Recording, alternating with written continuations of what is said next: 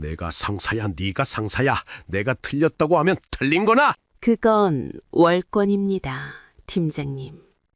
제가 회장님 마음에 드는 게 두려워서 저를 내쫓으려는 것 아닙니까? 편안한 노후 구독자 여러분, 안녕하세요. 오늘 들려드릴 이야기는 한 직장인의 기적 같은 역전극입니다. 편안한 마음으로 함께 해주시길 바랍니다. 상사가 1,000억 원짜리 계약이 걸린 재벌 회장을 접대하라며 제 얼굴에 던진 돈은 고작 5만 원이었습니다. 회사 전체가 제가 망신당하는 모습을 두 눈 뜨고 지켜보고 있었죠. 저는 배짱 좋게 회장님을 모시고 12,000원짜리 허름한 국수집으로 향했습니다. 그리고 다음 날 1,000억 원 계약서에는 제 이름이 총책임자로 명시되었습니다. 회사 전체가 충격으로 입을 다물지 못했습니다. 이곳은 서울입니다. 초가을의 하늘은 더없이 맑고 푸르렀지만 롯데월드타워 65층에 위치한 저희 샛별테크 사무실의 공기는 마치 태풍 전야처럼 무겁고 숨 막히게 가라앉아 있었습니다. 시스템 에어컨이 나지막이 윙윙거렸지만 통유리로 된 회의실 안 잔뜩 달아오른 사람들의 머리를 식히기에는 역부족이었죠. 저는 테이블 구석에 몸을 움츠린 채 손에 쥔 볼펜만 하염없이 돌리며 주위 동료들의 굳은 표정을 훔쳐보았습니다. 다들 노트북과 수첩에 코를 박고 감히 숨소리 한 번 크게 내지 못하고 있었죠. 그때 회의실 문이 벌컥 열리며 김진혁 팀장이 들어섰습니다. 그는 우리 영업팀의 팀장이었죠. 훤칠한 키에 몸에 딱 맞게 재단된 명품 수트는 그의 몸을 감싸며 세련미와 권력을 과시했습니다. 값비싼 향수 냄새가 코를 찔렀는데 어찌나 독한지 아침에 마신 커피 향을 완전히 지워버릴 정도였습니다. 진혁은 두툼한 서류 뭉치를 번쩍이는 원목 테이블 위로 탁 소리가 나게 내던졌습니다. 그 날카로운 소리에 회의실 안 모두가 화들짝 놀랐죠. 그는 양손으로 테이블을 짚고 매처럼 날카로운 눈으로 직원 한 명 한 명을 훑어보며 목소리를 깔았습니다. 그 목소리는 유리벽을 쩌렁쩌렁 울렸습니다. 다들 잘 들어. 오늘 오후 우리 회사에 VVIP가 강림하신다. 회의실이 술렁이기 시작했습니다. 여기저기서 작은 속삭임이 터져나왔죠. 저는 여전히 침묵을 지켰지만 마음속에서는 작은 호기심이 피어올랐습니다. 국내 IT 업계에서 VVIP라는 칭호는 단 한 사람에게만 붙었습니다. 바로 원경그룹의 박태준 회장이었죠. 진혁은 입꼬리를 씩 올리며 웃었습니다. 마치 그 돈이 이미 자기 주머니에 들어온 것처럼 의기양양한 표정이었죠. 그는 말을 이었습니다. 박 회장님께서 이번에 서울에 오시는 건 단순한 출장이나 관광이 아니야.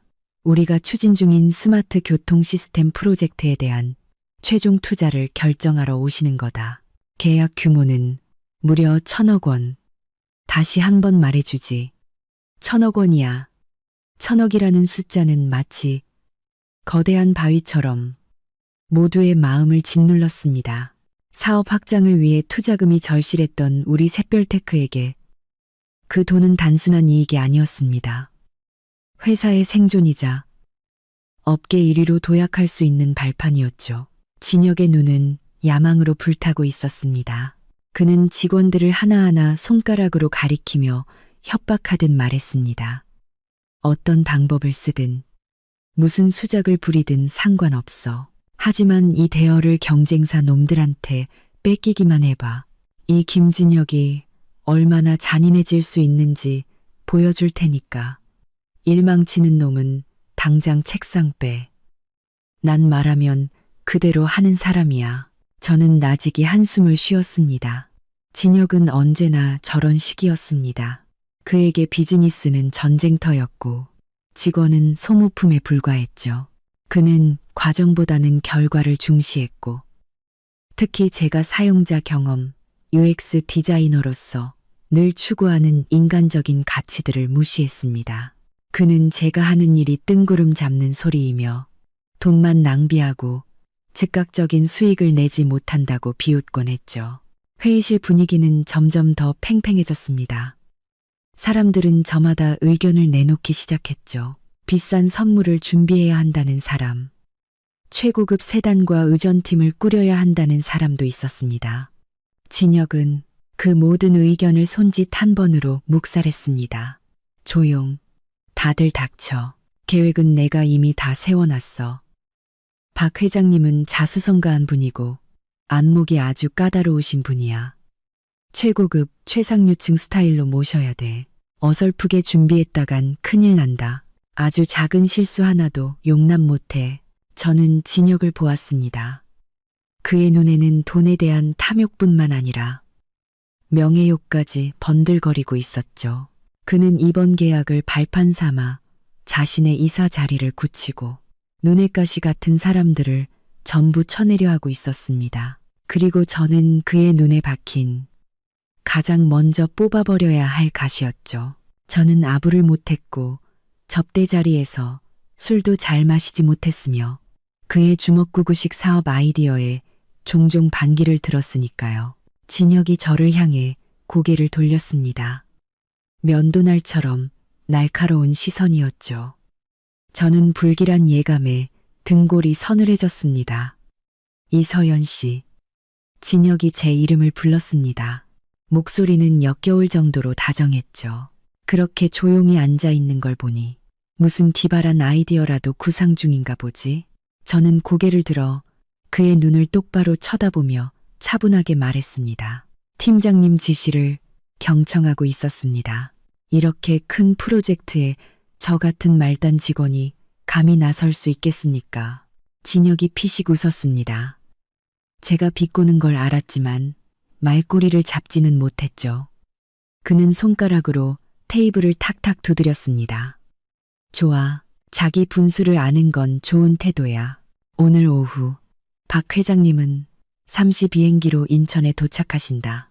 이번 기회는 우리 샛별테크의 운명을 바꿀 절호의 찬스야. 모든 의전은 한치의 오차도 없이 완벽해야 해. 지금부터 내가 직접 임무를 분담하겠다. 회의실에 모두가 숨을 죽였습니다. 누구든 좋은 임무를 맡아 점수를 따거나 최소한 문제될 만한 일은 피하고 싶었죠. 저는 등을 꼿꼿이 세우고 펜을 꽉 쥔 채 진혁이 던질 올가미를 받아낼 준비를 했습니다. 그가 이번 일에서 저를 가만두지 않을 거라는 확신이 들었기 때문입니다. 1,000억은 그가 혼자 영광을 독차지하기에는 너무나 큰 금액이었지만 만약 일이 잘못되었을 때 희생양을 찾기에는 더없이 좋은 핑곗거리이기도 했습니다. 그리고 그 희생양은 바로 저일 테고요. 서슬퍼런 서두를 마친 진혁은 수첩을 펼쳐 임무를 분담하기 시작했습니다. 그는 화이트보드 앞을 오가며 마치 큰 전투를 앞둔 장군처럼 위험 있는 척했지만 제 눈에는 거들먹거리는 현장 감독으로 보일 뿐이었습니다. 박미나 씨, 진혁이 소리쳐 부르자 마케팅팀의 미나 씨가 즉시 벌떡 일어났습니다. 오늘 그녀는 목선이 깊게 파인 화려한 붉은색 원피스를 입고 입술에는 새빨간 립스틱을 칠했죠. 그녀는 입가에 미소를 머금고 아양 떠는 눈빛으로 진혁을 바라봤습니다. 미나는 진혁이 주최하는 온갖 술자리의 오른팔이었습니다. 말솜씨가 좋고 고객의 귀에 꿀을 붓는 법을 알았으며 특히 상사의 비위를 맞추는 데는 도 같은 여자였죠. 네, 팀장님. 부르셨어요? 그녀의 목소리는 꿀처럼 달콤하게 흘러내렸습니다. 진혁은 만족스러운 듯 고개를 끄덕이며 펜으로 그녀를 가리켰습니다. 박미나 씨는 미적 감각도 좋고 고급 레스토랑이나 호텔에도 박식하잖아. 오늘 저녁 만찬 준비를 맡아줘. 신라호텔 최고급 스위트룸은 이미 예약해뒀어. 가서 메뉴, 와인, 테이블 세팅까지 전부 확인해. 최고급 5성급 수준으로 말이야. 와인은 최고급 프랑스 빈티지로, 음식은 산의 진미로. 절대 돈 아끼지 마.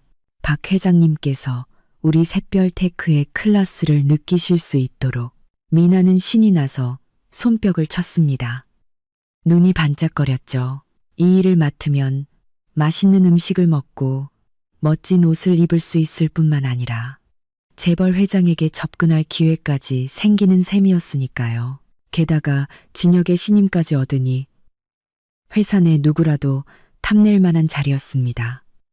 팀장님, 걱정 마세요. 완벽하게 준비해서 박 회장님이 들어오시는 순간 압도당하시게 만들게요. 분위기를 띄울 현악 사중주단도 부를까 생각 중이에요. 좋아. 진혁이 흔쾌히 답했습니다. 그렇게 진행해. 비용은 전부 회사에서 처리할 테니 진혁은 다른 사람들에게도 일을 나눠주었습니다. 발표 자료를 준비하는 사람, 드릴 선물을 챙기는 사람, 모두가 의욕적으로 일을 받았습니다. 회의실 분위기는 금세 활기를 띠었죠. 사람들은 계약이 성사된 후 받게 될 두둑한 보너스에 대해 이야기하며 들떴습니다. 오직 저만이 아직 이름이 불리지 않은 채 조용히 앉아 있었습니다. 저는 진혁이 저를 위한 특별한 선물을 맨 마지막에 공개하리라는 것을 알고 있었죠. 그는 약 15분 동안 마치 제가 투명 인간인 것처럼 저의 존재를 무시했습니다. 저는 초조하거나 불쾌한 기색 없이 끈기 있게 기다렸습니다. 다른 사람이 안절부절 못하는 모습을 즐기는 것이 진혁의 성격이라는 것을 잘 알았으니까요. 마침내 모든 사람에게 임무 분담이 끝났을 때 진혁은 제 쪽으로 몸을 돌렸습니다. 그는 비웃음 가득한 미소를 얼굴에 띠고 있었죠. 아, 우리 이서연 씨가 남았네. 하마터면 우리 회사의 자랑. 사용자 경험 디자인 전문가를 잊을 뻔했군. 회의실은 순간 정적이 흘렀고 모든 시선이 제게로 쏠렸습니다. 미나는 입을 가리고 웃으며 동정과 조롱이 섞인 눈빛으로 저를 쳐다봤습니다. 진혁은 제 의자 옆으로 다가와 팔걸이에 손을 짚고 허리를 숙였습니다. 이서연 씨, 고객을 이해하고 사용자의 감성을 터치해야 한다고 입버릇처럼 말했지. 그럼 오늘 아주 중요한 임무를 실천할 기회를 주지. 박 회장님께서 우리 회사에 대해 갖게 될 첫인상을 결정하는 일이야. 저는 고개를 들어 그를 바라보며 평정을 유지했습니다. 말씀하세요. 듣고 있습니다. 진혁은 몸을 바로 세우고 큰 소리로 선언했습니다. 이서연 씨가 인천공항에서 박 회장님을 픽업해서 저녁 만찬 전에 호텔에서 쉬실 수 있도록 모시는 일을 책임진다. 회의실에서 나지막한 탄성이 터져 나온 뒤 다시 침묵이 흘렀습니다. 미나의 까르르 웃는 소리만 선명하게 들렸죠. 고객 픽업. 말은 그럴듯했지만 실상은 운전기사나 짐꾼 노릇이었습니다. 미나가 5성급 호텔에서 에어컨 바람을 쐬며 우아하게 기다리는 동안 저는 땡볕이 내리쬐는 공항으로 달려가 인파 속에서 하염없이 기다린 뒤 운전기사 노릇까지 해야 하는 것이었죠. 그는 저를 잡무나 처리하는 하찮은 직원으로 만들어 모든 중요한 결정이 내려지는 메인 파티에서 떼어놓으려는 속셈이었습니다. 진혁은 제가 반발하거나 분노하기를 기다렸지만 저는 그의 뜻대로 해주지 않았습니다. 저는 가볍게 고개를 끄덕였습니다. 알겠습니다. 그 임무 제가 맡겠습니다. 제 담담한 반응에 진혁은 약간 실망한 듯 했습니다. 그는 한마디 덧붙였죠. 똑똑히 기억해둬. 박 회장님은 아주 까다로운 분이야. 초상집 같은 얼굴로 그분 앞에서 가짜는 철학 나부랭이 늘어놓지 마. 내 임무는 딱 거기까지야. 픽업하고 웃고 제 시간에 모셔다 드리는 것. 절대 쓸데없는 짓 해서 회장님 심기 건드리지 마. 만약 그분이 조금이라도 불쾌해 하시면 넌 그냥 사직서 쓸 준비나 해. 알겠습니다. 제가 짧게 대답했습니다. 좋아. 그럼 해산. 다들 즉시 업무 시작해. 진혁이 손뼉을 쳐 회의 종료를 알렸고 사람들은 우르르 밖으로 빠져나갔습니다. 미나가 제 옆을 지나가며 일부러 어깨를 툭 치고는 속삭였습니다. 힘내요, 서연 씨. 운전기사 노릇도 아주 흥미로운 사용자 경험이 될 거예요. 운전 조심하고 회장님 멀미라도 하시면 큰일 나니까. 저는 그녀의 말을 무시했습니다. 짐을 챙기는 제 머릿속은 수많은 생각으로 가득 찼죠. 진혁은 자기가 저를 모욕하고 가장 비천한 자리로 밀어 넣었다고 생각하겠지만 그는 몰랐을 겁니다. 그가 제게 가장 귀한 기회를 주었다는 것을요. 박 회장님과 단둘이 만나 그 재벌 회장이라는 타이틀 뒤에 숨겨진 진짜 인간을 관찰하고 이해할 수 있는 기회를 말입니다. 제가 하는 일에서 사람을 이해하는 것이야말로 영혼 없는 호화로운 파티가 아닌 모든 것을 여는 만능 열쇠였습니다. 저는 고개를 든 채 회의실을 나섰습니다. 이 전쟁은 이제 막 시작됐을 뿐이야. 김진혁. 제가 자리에 막 앉자마자 진혁이 다가왔습니다. 그는 제 책상 앞에 서서 주머니에 손을 꽂은 채 거만한 자세를 취했죠. 그는 악어 가죽 지갑을 꺼내더니 신용카드와 현금으로 뚱뚱해진 지갑에서 5만 원권 지폐 한 장을 느릿느릿 꺼냈습니다. 진혁은 그 지폐를 공중에서 몇 번 펄럭이게 한 뒤 제 책상 위로 떨어뜨렸습니다. 빳빳한 지폐 한 장이 제 디자인 시안들 사이에 툭 떨어져 있는 모습은 어딘가 이질적이고 천박해 보였습니다. 받아. 진혁이 퉁명스럽게 말했습니다. 저는 지폐를 한번, 진혁을 한번 쳐다봤습니다. 이게 무슨 돈이죠? 팀장님. 의전 비용. 진혁이 비웃었습니다. 그거 받아서 톨게이트비 내든가에 오시는 길에 회장님 목마르다고 하시면 생수 한 병 사드리고 알아서 아껴 쓰라고. 회사가 지금 긴축 재정 중이야. 돈이 무슨 땅 파서 나오는 줄 알아? 사무실 전체가 순간 얼어붙었습니다. 타닥거리던 키보드 소리마저 치솟죠. 모두가 이 공개적인 모욕을 숨죽여 지켜보고 있었습니다. 1,000억 원짜리 계약을 가져다 줄 파트너를 모시는 의전 비용이 고작 5만 원이라니요. 그 돈은 물가 비싼 서울에서 두 사람이 평범한 점심 한 끼 먹기에도 부족한 돈이었습니다. 하물며 대기업 회장을 접대하는 데 쓰일 돈이라고는 상상도 할 수 없었죠. 맞은편 자리에 앉은 미나가 입을 가리고 킥킥거렸습니다. 그녀는 빈정거리는 목소리로 말했죠. 어머, 팀장님, 5만 원이면 꽤 큰 돈이죠. 우리 서연 씨가 알뜰하게 쓰면 생수 몇 병에 물티슈 정도는 살 수 있겠네요. 그 정도면 아주 호화로운 대접이죠. 진혁은 미나를 보며 윙크했습니다. 그럼 우리 이서연 씨가 절약하는 데는 선수잖아. 우리처럼 낭비벽이 심하지 않다고. 게다가 공항 픽업에 돈 쓸 일이 뭐가 있어. 호텔에만 모셔다 드리면 임무 끝인데. 호텔에서는 내가 수백만 원짜리 파티를 준비해 놨으니 걱정할 것 없고 피가 얼굴로 쏠리는 기분이었습니다. 5만 원은 액수의 문제가 아니었습니다.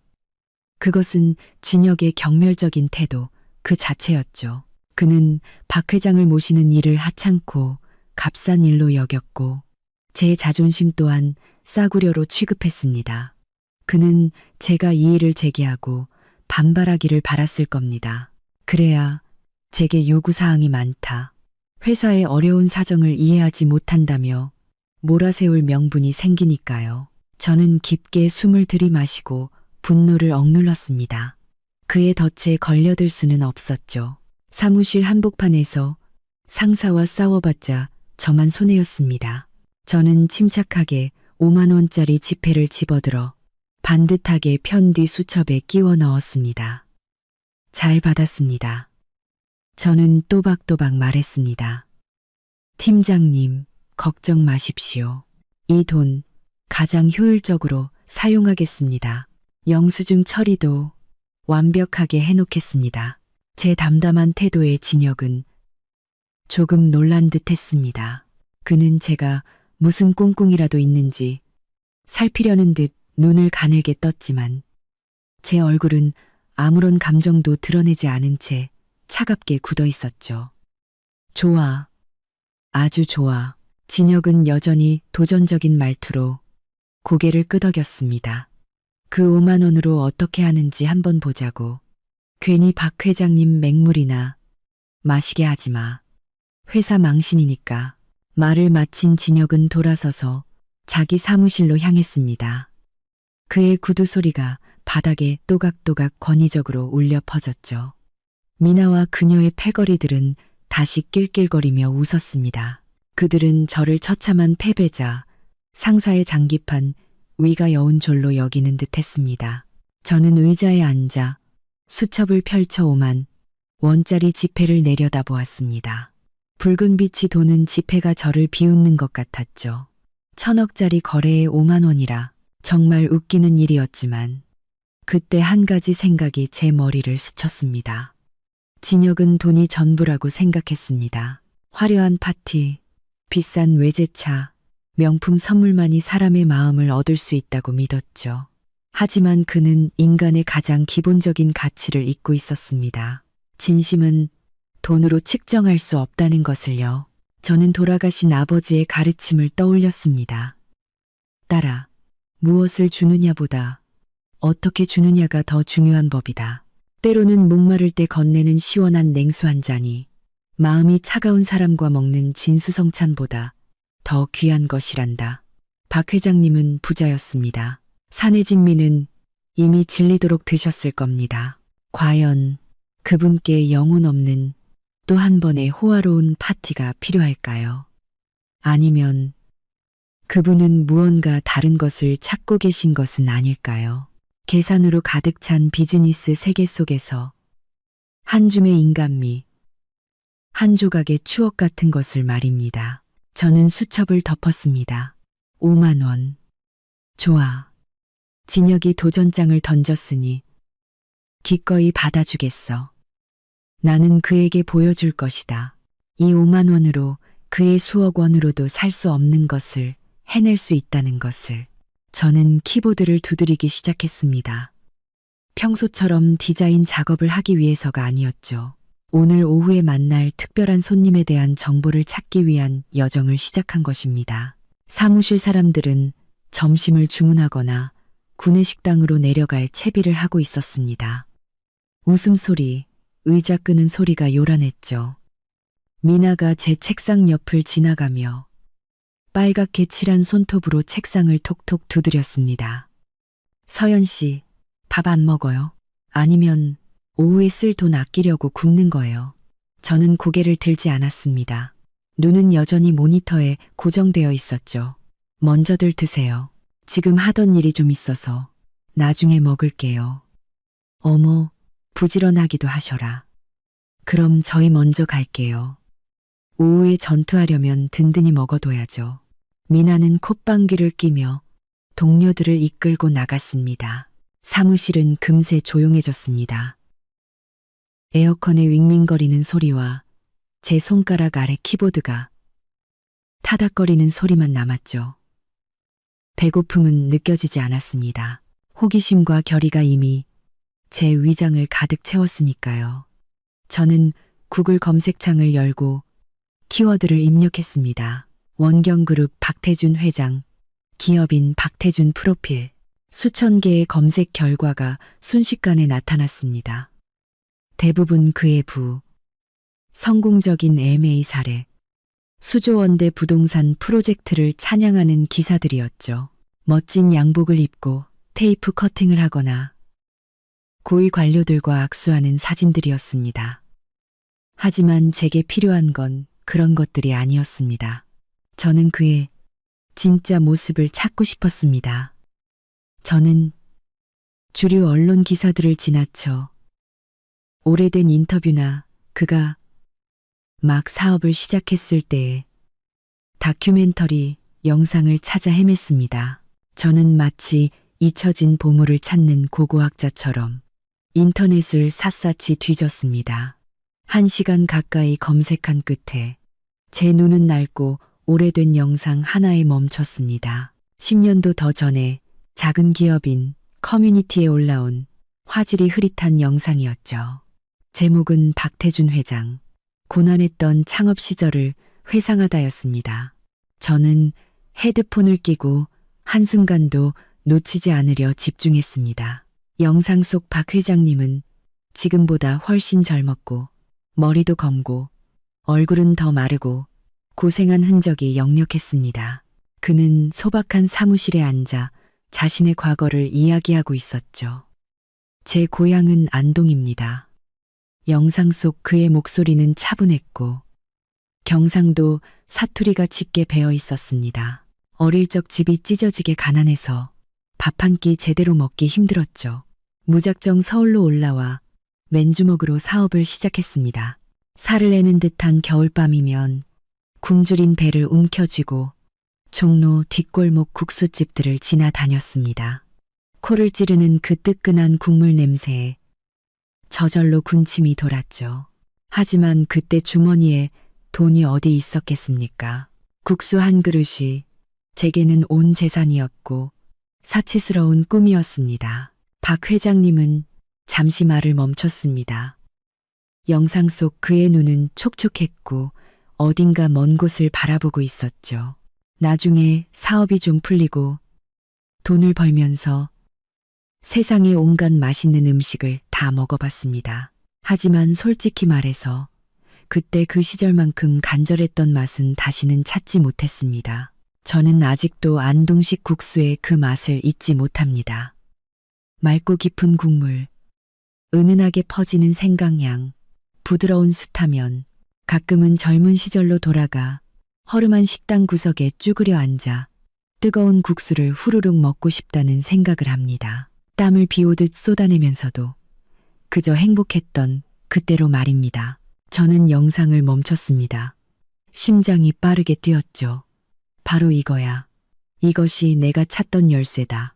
박 회장님은 금수저로 태어난 사람이 아니었습니다. 그는 가난을 딛고 일어선 사람이었고 그의 영혼 깊은 곳에는 고향에 대한 힘들었던 시절에 대한 추억이 고스란히 남아 있었습니다. 그는 고향의 국수 맛을 5성급 호텔의 화려함 속에서는 결코 찾을 수 없는 소박한 분위기를 그리워하고 있었습니다.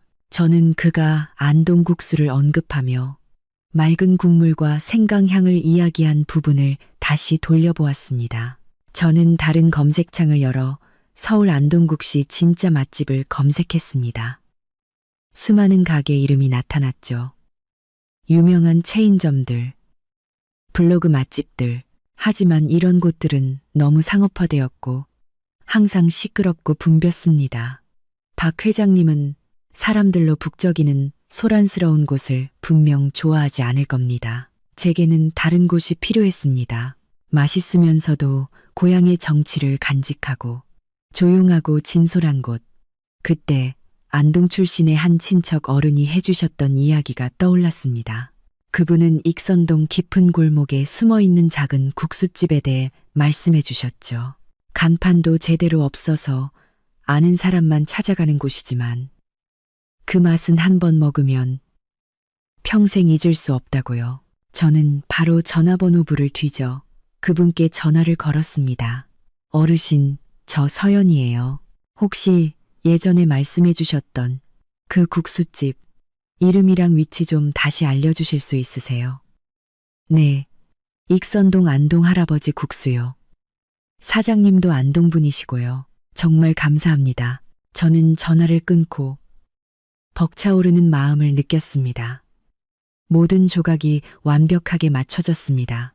안동 출신의 박 회장님은 진짜 고향의 맛을 그리워하고 안동 출신 사장님이 운영하는 안동 할아버지 국수는 전통 방식 그대로를 고수하며 익선동의 고즈넉한 분위기 속에 자리 잡고 있었습니다.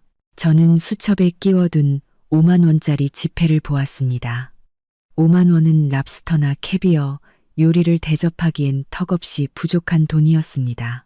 하지만 특으로 시킨 안동국시 2그릇과 바삭한 부추전, 시원한 막걸리 한 주 전자를 시키기에는 충분하고도 남는 돈이었죠.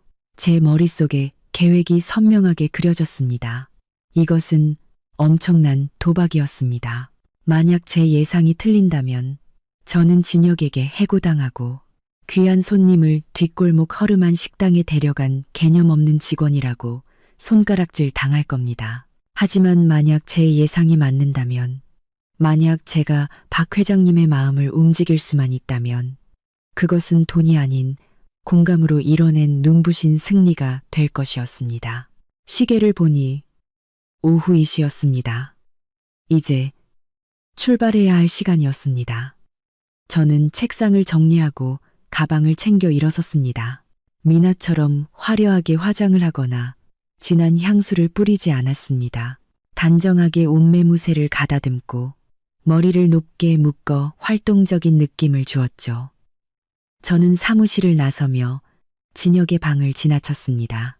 그는 책상에 다리를 올린 채 전화기에 대고 큰 소리로 웃고 있었죠. 그는 몰랐을 겁니다. 그가 무시했던 조리, 이 판을 뒤집을 수 있는 비밀 무기를 손에 쥐고 있다는 것을. 저는 지하 주차장으로 내려가 회사 차를 받았습니다. 운전기사 최 기사님이 걱정스러운 얼굴로 저를 보았죠. 이 대리님, 이 차로 공항 가시는 겁니까? 원래 김 팀장님이 의전용으로 쓰시는 제네시스 G90을 배차했는데 아침에 갑자기 에어컨이 고장나서 지금은 이 그랜저 한 대밖에 남은 차가 없네요. 저는 최 기사님을 안심시키며 미소 지었습니다. 괜찮아요, 기사님. 작은 차가 좁은 골목길 다니기에는 더 좋죠. 그냥 운전해 주세요. 오늘 우리는 아주 특별한 여정을 떠나게 될 거예요. 차는 하늘을 찌를 듯한 롯데월드 타워를 뒤로하고 서울의 번잡한 도로 속으로 미끄러져 들어갔습니다. 제 주머니에는 단돈 5만 원이 있었지만 제 머릿속에는 1,000억 원짜리 꿈이 담겨 있었습니다. 인천으로 향하는 고속도로는 오늘따라 꽉 막혔습니다. 오후의 햇살이 아스팔트 위로 쏟아져 아지랑이를 피워 올렸고 멀리 보이는 풍경을 흐릿하게 만들었죠. 저는 차 안에서 시계에 눈을 고정했습니다. 2시 45분, 부산에서 출발한 K1112편이 곧 착륙할 시간이었습니다. 최 기사님은 운전을 하면서도 백미러로 저를 힐끔힐끔 쳐다봤습니다. 그의 얼굴에는 걱정이 가득했죠. 그는 마음씨 좋은 분이었고 샛별 테크에서 오래 일했기 때문에 진혁의 변덕스러운 성격을 잘 알고 있었습니다. 그는 이번 여정에서 혹시라도 문제가 생기면 자기 밥줄까지 위태로워질까봐 두려워하는 듯 했습니다. 이 대리님, 최 기사님이 머뭇거리며 입을 열었습니다. 정말 다른 준비는 안 해도 괜찮을까요? 다른 회사들은 파트너 마중 나갈 때 보면 커다란 꽃다발에 LED 환영 피켓까지 들고 나오던데요. 우리가 이렇게 맨손으로 가면 너무 성의 없어 보이지 않을까요? 저는 최 기사님을 돌아보며 그를 안심시키기 위해 부드럽게 미소 지었습니다. 기사님, 걱정 마세요. 진정한 프로의 모습은 꽃다발이나 요란한 피켓에 있는 게 아니에요. 우리의 태도에 있죠. 기사님은 편안하게 운전해 주시고 차만 깨끗하게 유지해 주시면 돼요. 나머지는 제가 알아서 할게요. 차는 인천공항 제1터미널 도착층 앞에 멈춰 섰습니다. 저는 차에서 내려 구겨진 흰색 셔츠를 바로잡았습니다. 공항 내부는 마치 시장처럼 시끄럽고 활기가 넘쳤죠. 안내 방송이 쉴 새 없이 울려 퍼졌고 사람들이 서로를 부르는 소리, 캐리어 바퀴가 바닥에 끌리는 소리가 가득했습니다. 저는 입국장 근처 수화물 찾는 곳에서 나오는 사람들을 가장 잘 볼 수 있는 자리를 잡았습니다. 제 손에는 다른 사람들처럼 커다랗게 이름이 인쇄된 피켓 대신 작은 수첩 하나만 들려 있었습니다. 저는 허리를 펴고 자동으로 열리는 문을 향해 시선을 고정했죠. 저는 제 직감을 믿었습니다. 박 회장님의 사진을 수십 번도 더 봤기 때문에 그의 얼굴 주름 하나, 눈빛 하나까지도 제 기억 속에 깊이 새겨져 있었습니다. 사람들이 쏟아져 나오기 시작했습니다. 번쩍이는 양복을 입은 사업가들, 화려하게 차려입은 젊은 여성들, 양손 가득 짐을 든 가족들, 저는 한 사람 한 사람의 얼굴을 훑으며 익숙한 모습을 찾았습니다. 그때 제 시선이 천천히 걸어 나오는 한 중년 남성에게 길었습니다. 경호원도 비서도 없이 혼자였죠. 그는 눈에 띄는 것을 피하려는 듯 했습니다. 그는 평범한 회색 폴로 셔츠에 짙은 색 면바지를 입고 약간 낡아 보이는 로퍼를 신고 있었죠. 어깨에는 검은색 나일론 백팩을 메고 있어 마치 배낭여행을 오는 퇴한 교수님처럼 보였습니다. 미리 그의 모습을 숙지하지 않았다면 저 역시 그를 그냥 지나쳤을 겁니다. 하지만 그 빛나는 눈빛과 넓은 이마는 틀림없었습니다. 그가 바로 샛별테크의 모두가 그토록 갈망하는 1,000억 원의 사나이 박태준 회장이었습니다.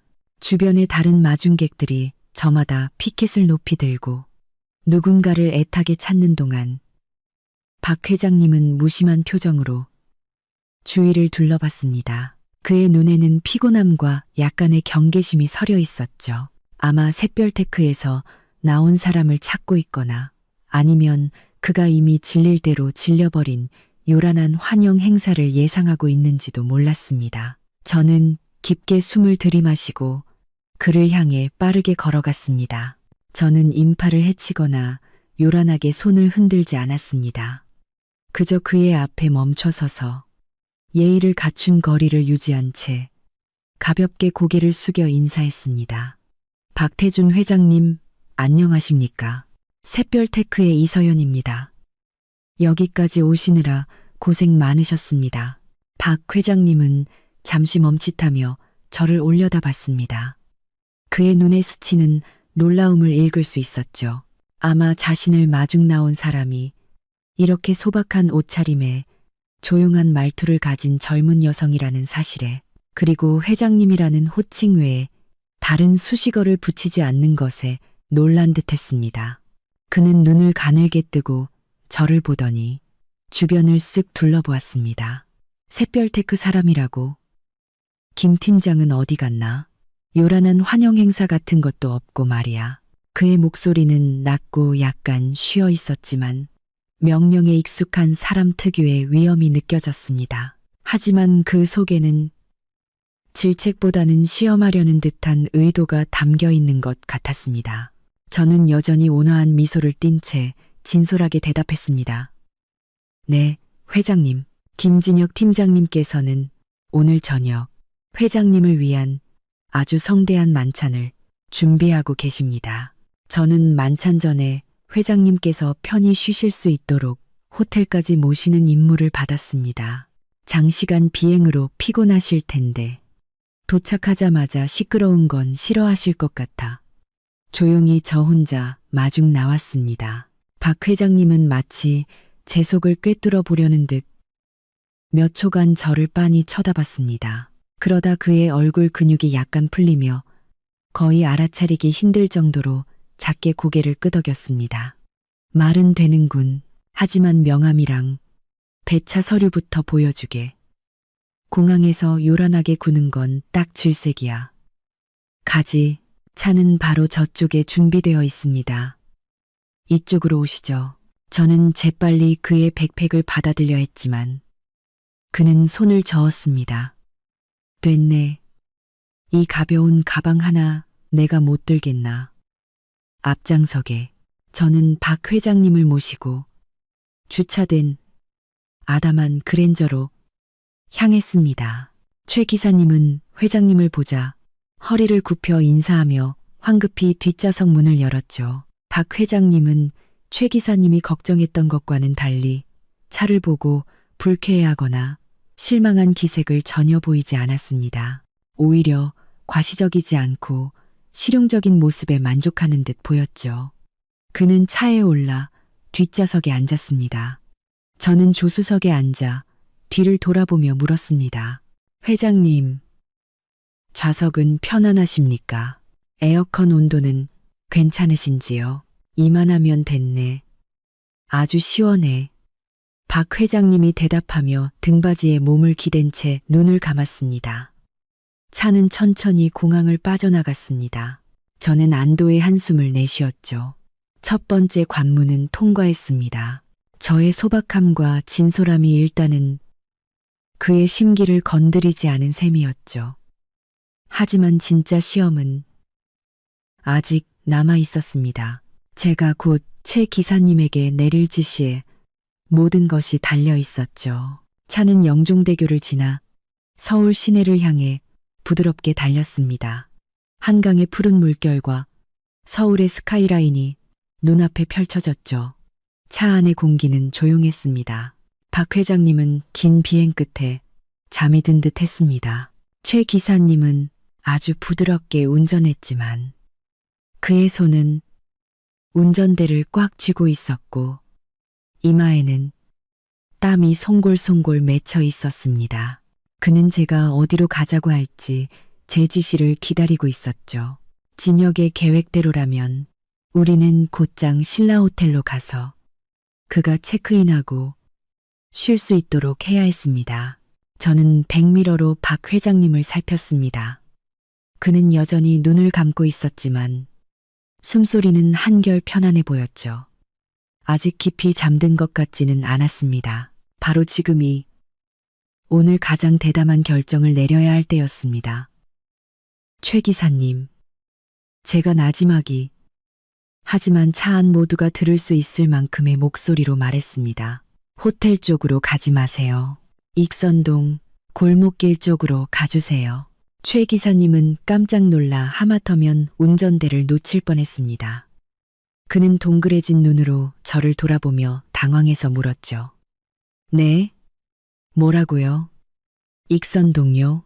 하지만 김 팀장님께서는 저는 눈짓으로 그에게 조용히 하라는 신호를 보냈지만 이미 늦었습니다.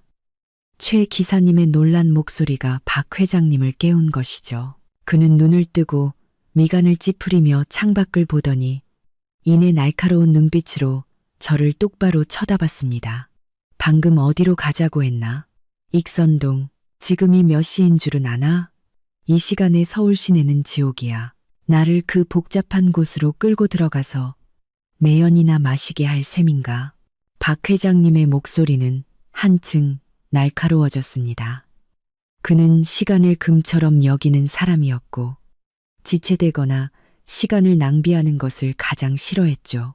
사전 협의 없이 경로를 변경하고 그것도 교통체증으로 악명 높은 지역으로 향하는 것은 최악의 행동이었습니다. 차 안의 공기는 활시위처럼 팽팽해졌습니다.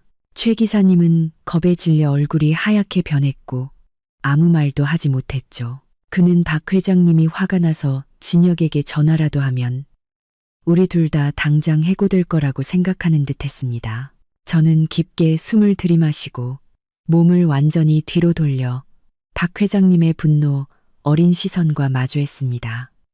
저는 두려워하거나 당황하는 기색을 보이지 않았습니다. 지금 이 순간 자신감과 진심만이 저의 유일한 무기라는 것을 알았기 때문입니다. 회장님, 죄송합니다. 지금 길이 막히는 시간인 것은 알지만 딱 15분만 시간을 내주시겠습니까? 회장님께서 호텔방에서 천장만 바라보시는 것보다 훨씬 더 좋아하실 만한 곳으로 모시고 싶습니다. 박 회장님은 흥하고 코웃음을 쳤습니다. 그의 얼굴에는 의심이 가득했죠. 무슨 꿍꿍이야. 미리 말해두지만 난 관광 같은 거 할 생각 전혀 없어. 피곤해. 쉬고 싶다고. 네. 회장님께서 피곤하신 것 잘 압니다. 바로 그 때문에 호텔로 바로 모시지 않으려는 겁니다. 점심 비행기를 타셨으니 기내식도 간단히만 드셨을 테고요. 지금 호텔에 가셔도 저녁 만찬까지는 시간이 많이 남았습니다. 빈속으로 쉬시면 더 피곤하시지 않겠습니까? 박 회장님은 잠시 침묵했습니다. 제가 그의 마음을 정확히 꿰뚫은 듯 했죠. 기내식은 결코 그가 좋아하는 음식이 아니었을 겁니다. 그는 저를 쳐다봤습니다. 눈빛은 한결 부드러워졌지만 여전히 경계심은 남아 있었죠. 그래서 나한테 밥을 사주겠다는 건가? 뭘 먹일 건데? 미리 말하지만 난 거창한 사내진미는 안 먹어. 질렸으니까. 저는 부드럽고 비밀스러운 미소를 지었습니다. 아닙니다. 아주 소박한 음식을 대접해 드리려 합니다. 하지만 그 음식을 드시고 나면 몸과 마음이 개운해지실 거라고 확신합니다. 최 기사님, 제 안내대로 계속 가주세요. 저는 몸을 돌려 최 기사님에게 계속 운전하라는 신호를 보냈습니다. 최 기사님은 마른 침을 삼키며 마지못해 강변북로를 빠져나와 시내로 향했죠. 차는 익선동 인근으로 접어들었고 길은 점점 좁아졌습니다. 오토바이들이 얽혀 달리고 경적 소리가 요란했죠. 박 회장님은 창밖을 보며 못마땅한 듯 고개를 저었습니다. 이것 봐. 내 이럴 줄 알았어. 이래서야 언제 도착하겠나. 일 처리를 왜 이렇게 즉흥적으로 하는 거야. 저는 여전히 차분한 태도를 유지하며 부드럽게 설명했습니다. 회장님, 조금만 더 참아 주십시오. 거의 다 왔습니다. 길이 좀 좁지만 충분히 그럴 만한 가치가 있는 곳입니다. 저는 거울로 그를 살폈습니다. 입으로는 불평했지만 그의 시선은 창밖으로 스쳐 지나가는 풍경에 고정되어 있었죠. 이끼 낀 기와 지붕, 오래된 한옥의 벽, 길가의 작은 노점상들. 그 모든 것들이 그의 마음속 어딘가에 잠들어 있던 오래된 기억을 깨우는 듯 했습니다. 저는 그의 얼굴 근육이 풀리고 눈빛이 아련하고 사색적으로 변하는 것을 보았습니다. 차는 몇 개의 좁은 골목을 더 지나 마침내 제가 최 기사님에게 차를 세우라고 말한 골목 입구에 멈췄습니다. 회장님, 다 왔습니다. 차는 더 이상 들어갈 수가 없어서 몇 걸음만 걸어주시겠습니까? 저는 차문을 열고 내려 재빨리 박 회장님의 문을 열어드렸습니다. 그는 차에서 내리며 좁고 어두컴컴한 골목을 보고 미간을 찌푸렸습니다. 나를 이런 후미진 곳으로 데려온 이유가 뭔가? 이게 당신들 회사가 전략적 파트너를 대접하는 방식인가? 그의 말은 제 얼굴에 찬물을 끼얹는 것 같았지만 저는 좌절하지 않았습니다. 비단 옷에 익숙해진 사람이 누추한 현실과 마주했을 때 보이는 자연스러운 반응이라는 것을 알았으니까요. 아닙니다, 회장님. 이것은 회사의 방식이 아니라 회장님을 대접하고 싶은 저 개인의 마음입니다. 저를 한번 믿어보십시오. 이 골목만 지나면 완전히 다른 세상이 나타날 겁니다. 저는 확신에 찬 눈빛으로 그를 바라봤습니다. 박 회장님은 저를 한번 어두운 골목을 한번 쳐다봤습니다. 제 확고한 태도가 그를 설득했는지 그는 혀를 패차며 말했습니다. 좋아, 이왕 이렇게 된 거 한번 가보지. 어디로 날 데려가는지 보자고. 만약 별거 아니면 내가 심한 말을 해도 원망하지 말게. 저는 안도의 한숨을 쉬며 앞장섰습니다. 우리 두 사람의 구두 소리가 낡은 보도블록 위로 또각또각 울렸습니다. 낡은 벽에서 풍기는 퀴퀴한 냄새와 가정집에서 흘러나오는 음식 냄새가 뒤섞여 오래된 서울 골목 특유의 향기를 만들어냈습니다. 향기롭지는 않았지만 추억으로 가득 찬 냄새였죠. 약 50m쯤 골목 안으로 걸어 들어가자 갑자기 공간이 탁 트이며 작은 마당이 나타났습니다. 마당 한쪽에는 오래된 팽나무 한 그루가 우뚝 서 있었고 그 넓은 그늘이 마당 전체를 시원하게 덮고 있었죠. 그 나무 아래에는 석가래가 드러난 낡은 한옥 한 채가 자리 잡고 있었습니다. 칠이 벗겨져 붉은 벽돌이 드러난 벽, 그리고 문 앞에는 낡은 나무 간판 하나가 걸려 있었습니다. 손으로 쓴 듯한 정겨운 글씨체로 안동 할아버지 국수라고 적혀 있었죠. 이곳의 공간은 바깥 세상의 소음과 완전히 분리된 듯 신기할 정도로 고요했습니다.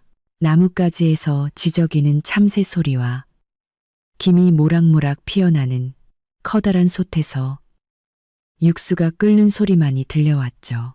푹 고아낸 사골의 구수한 향, 생강과 대파의 은은한 향이 어우러져 이곳에 발을 들인 모든 이의 후각을 자극했습니다. 저는 걸음을 멈추고 박 회장님을 돌아보았습니다. 그는 그 자리에 우뚝 멈춰서서 코로 그 익숙한 향기를 들이마시고 있었습니다.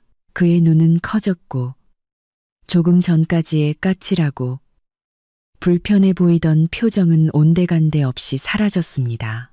그 자리에는 놀라움과 감동이 뒤섞인 표정이 자리 잡고 있었죠. 이건 그가 떨리는 목소리로 중얼거렸습니다. 네, 회장님. 이곳이 안동 할아버지 국수입니다.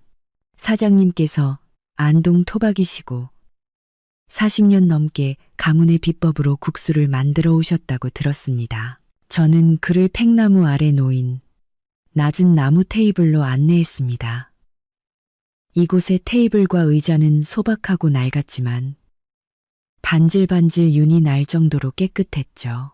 테이블 위에는 다진 양념과 고춧가루, 그리고 노릇하고 바삭하게 구워진 부추전 한 접시가 놓여 있었습니다. 백발이 성성하고 허리가 약간 굽은 주인 할아버지가 커다란 육수, 솥 옆에서 계셨습니다. 손님이 온 것을 보고 그는 고개를 들어 온화하게 웃었습니다. 어이구, 두 분 국수 드시러 오셨소. 오늘 늦으셨네. 그래도 운 좋게 제일 맛있는 국물이 아직 남아있소. 박 회장님은 주인 할아버지를 뚫어지라 쳐다봤습니다. 마치 기억 속에서 누군가를 찾으려는 듯 했죠. 하지만 세월이 너무 많은 것을 바꿔놓은 듯 했습니다. 그는 할아버지를 알아보지 못했지만 이 분위기, 이 냄새만큼은 결코 잊을 수 없는 듯 했습니다. 그는 플라스틱 의자에 앉아 손으로 시원한 나무 테이블을 부드럽게 쓸어보았습니다. 그는 저를 보았습니다. 그의 눈빛은 한결 부드러워져 있었고 차 안에서의 날카로움은 찾아볼 수 없었죠. 내가 이곳을 좋아할 줄 어떻게 알았나? 아니면 그냥 값이 싸서 나를 이리로 데려온 건가? 그의 질문은 반은 농담, 반은 진담이었지만 여전히 저를 시험하려는 의도가 담겨 있었습니다. 저는 대충 대답할 수 없다는 것을 알았죠. 저는 의자를 당겨 그의 맞은편에 앉아 시원한 보리차를 한 잔 따라 건넸습니다. 회장님, 감히 함부로 모실 리가 있겠습니까? 제가 조금 알아보니 회장님께서 안동 출신이시라는 것을 알게 되었습니다. 회장님처럼 성공하신 분께서는 세상의 온갖 귀한 음식을 다 드셔보셨겠지만 고향의 맛, 추억의 맛은 돈이 아무리 많아도 화려한 곳에서는 찾기 어렵다고 생각했습니다. 박 회장님은 보리차를 한 모금 마셨습니다. 쌉쌀한 차 맛과 시원함이 그의 갈증과 피로를 씻어주는 듯 했죠. 그는 고개를 끄덕였습니다. 말은 아주 그럴듯하게 하는군. 하지만 여기 국수가 정말 맛있는지는 먹어봐야 알겠지. 내가 음식에 있어서는 아주 까다로운 사람이라네. 네, 회장님께서 실망하지 않으실 거라고 믿습니다. 저는 주인 할아버지를 향해 크게 외쳤습니다.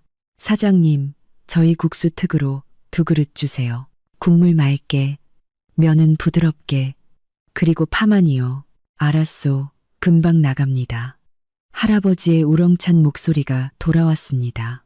저는 박 회장님을 관찰했습니다.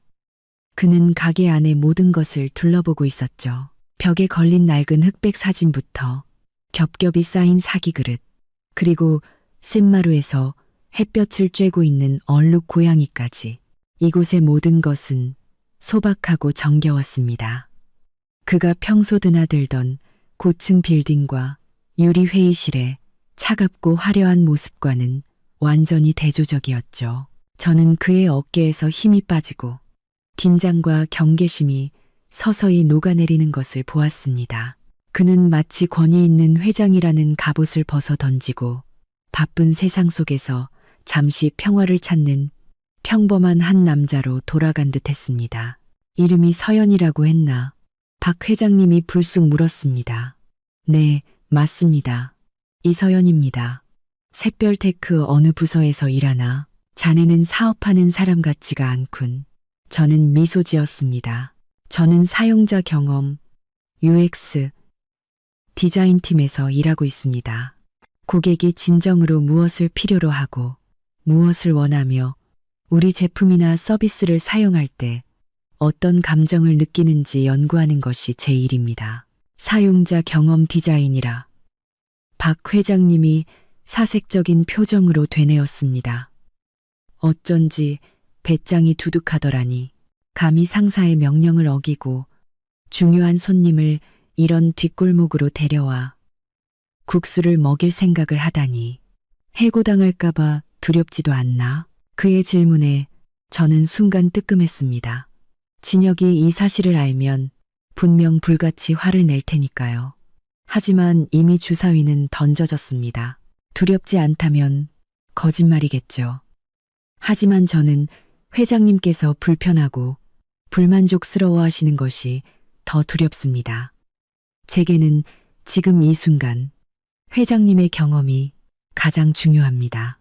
박 회장님은 저를 보았습니다. 그의 눈에 흥미로운 웃음기가 스쳤죠. 대단하군. 이 아가씨, 말솜씨가 보통이 아니야. 좋아. 자네가 시킨 국수 한 그릇이 자네 자리를 지켜줄 수 있을지 한번 보지. 국수를 기다리는 동안 저는 박 회장님을 더 자세히 관찰했습니다. 그는 편안한 척했지만 그의 얼굴에는 깊은 피로가 새겨져 있었죠. 눈가에 주름, 핏줄이 드러난 앙상한 손. 그는 평생을 바쳐 사업을 일구고 비즈니스라는 전쟁터에서 싸워왔을 겁니다. 하지만 그 대가는 건강과 자신만을 위한 평온한 순간들이었겠죠. 저는 진솔한 목소리로 말을 이었습니다. 회장님, 장시간 이동으로 피곤하신데 저녁에는 또 몇 시간 동안 이어질 만찬에 참석하셔야 하니 힘드실 겁니다. 호텔 만찬은 물론 화려하겠지만 격식을 차려야 하고 눈치를 보느라 편하게 식사하시기도 어렵지 않겠습니까? 차라리 뜨끈한 국수 한 그릇 후루룩 드시고 속을 든든하게 채운 뒤 잠시 쉬시는 편이 훨씬 낫지 않을까 생각했습니다. 박 회장님은 고개를 끄덕였습니다. 이번에는 진심으로 동의하는 듯했죠. 자네가 내 속을 정확히 꿰뚫어 보는군. 그런 접대 자리는 이제 질릴 대로 질렸어. 온통 차가운 서양 음식의 와인뿐이니 속만 더부룩하고 소화도 안 되지. 게다가 앉아있으면 듣기 좋은 아부나 늘어놓으니 머리만 아플 뿐이야. 사실은 시원한 김치찌개에 밥 한 그릇이나 이런 뜨끈한 국수가 먹고 싶어도 그게 참 어렵단 말이지. 그는 한숨을 쉬며 햇살이 비치는 마당을 아련하게 바라봤습니다. 사람들은 회장이면 뭐든 원하는 대로 할 수 있는 줄 알지만 사실은 자기가 먹고 싶은 음식을 먹고 앉고 싶은 곳에 앉는 최소한의 자유조차 빼앗길 때가 많아. 어딜 가나 이미지를 지켜야 하고 말 한마디도 조심해야 하니 그렇게 살다 보면 사람이 달아 없어져. 저는 그의 고백에 마음이 짠해졌습니다. 부와 명예라는 화려한 빛 뒤에는 정상의 선자의 고독이 숨어 있었던 것입니다. 모든 것을 가졌지만 가장 소박한 것들을 그리워하는. 이해합니다. 회장님, 저희 아버지께서도 늘 말씀하셨습니다. 부자든 가난하든 하루 세 끼 먹는 건 똑같다고. 중요한 건 누구와 어떻게 먹느냐라고요. 이 국수 한 그릇은 값싸지만 만드는 사람의 정성과 대접하는 사람의 존중이 담겨 있습니다. 회장님께서 그 마음을 느껴주셨으면 좋겠습니다. 박 회장님은 저를 돌아보았습니다. 그의 눈빛은 한결 다정해져 있었죠. 자네를 보니 내 막내딸 생각이 나는군. 자네 또래인데 그 녀석도 자네처럼 고집세고 말대꾸를 잘하지. 하지만 미국에 살아서 1년에 한 번 보기도 힘들어. 우리 두 사람의 대화는 한결 편안해졌습니다. 그는 제게 일에 대해 서울에서의 삶에 대해 물었습니다. 저는 꾸밈 없이 자연스럽게 대답했죠. 저는 UX 디자인이라는 일에 대한 제 열정과 인간을 기계의 노예로 만드는 것이 아니라 인간을 위한 따뜻한 기술을 만들고 싶다는 제 꿈에 대해 이야기했습니다. 박 회장님은 귀 기울여 들었고 때로는 고개를 끄덕이며 감탄했습니다. 저는 그가 비즈니스 파트너로서가 아니라 열정 넘치는 젊은이를 바라보는 인생의 선배로서 저를 평가하고 있다는 것을 느꼈습니다. 저는 제 커리어 전체를 이 국수 한 그릇에 걸고 있다는 것을 알았습니다. 만약 박 회장님이 국수를 맛없다고 하거나 진혁이 이 사실을 알고 난리를 친다면 저는 내일 당장 해고될지도 모릅니다. 하지만 지금 그의 입가에 피어난 복이 드문 미소를 보며 저는 제가 이 도박에서 이겼다고 확신했습니다. 저는 진혁이 아무리 많은 돈을 쏟아부어도 결코 살 수 없는 것, 바로 그의 신뢰와 호감을 얻어낸 것입니다. 바로 그때 주인 할아버지가 김이 모락모락 나는 국수 2그릇을 들고 와 테이블에 놓았습니다. 국수 나왔소. 뜨거울 때 어서 드시오.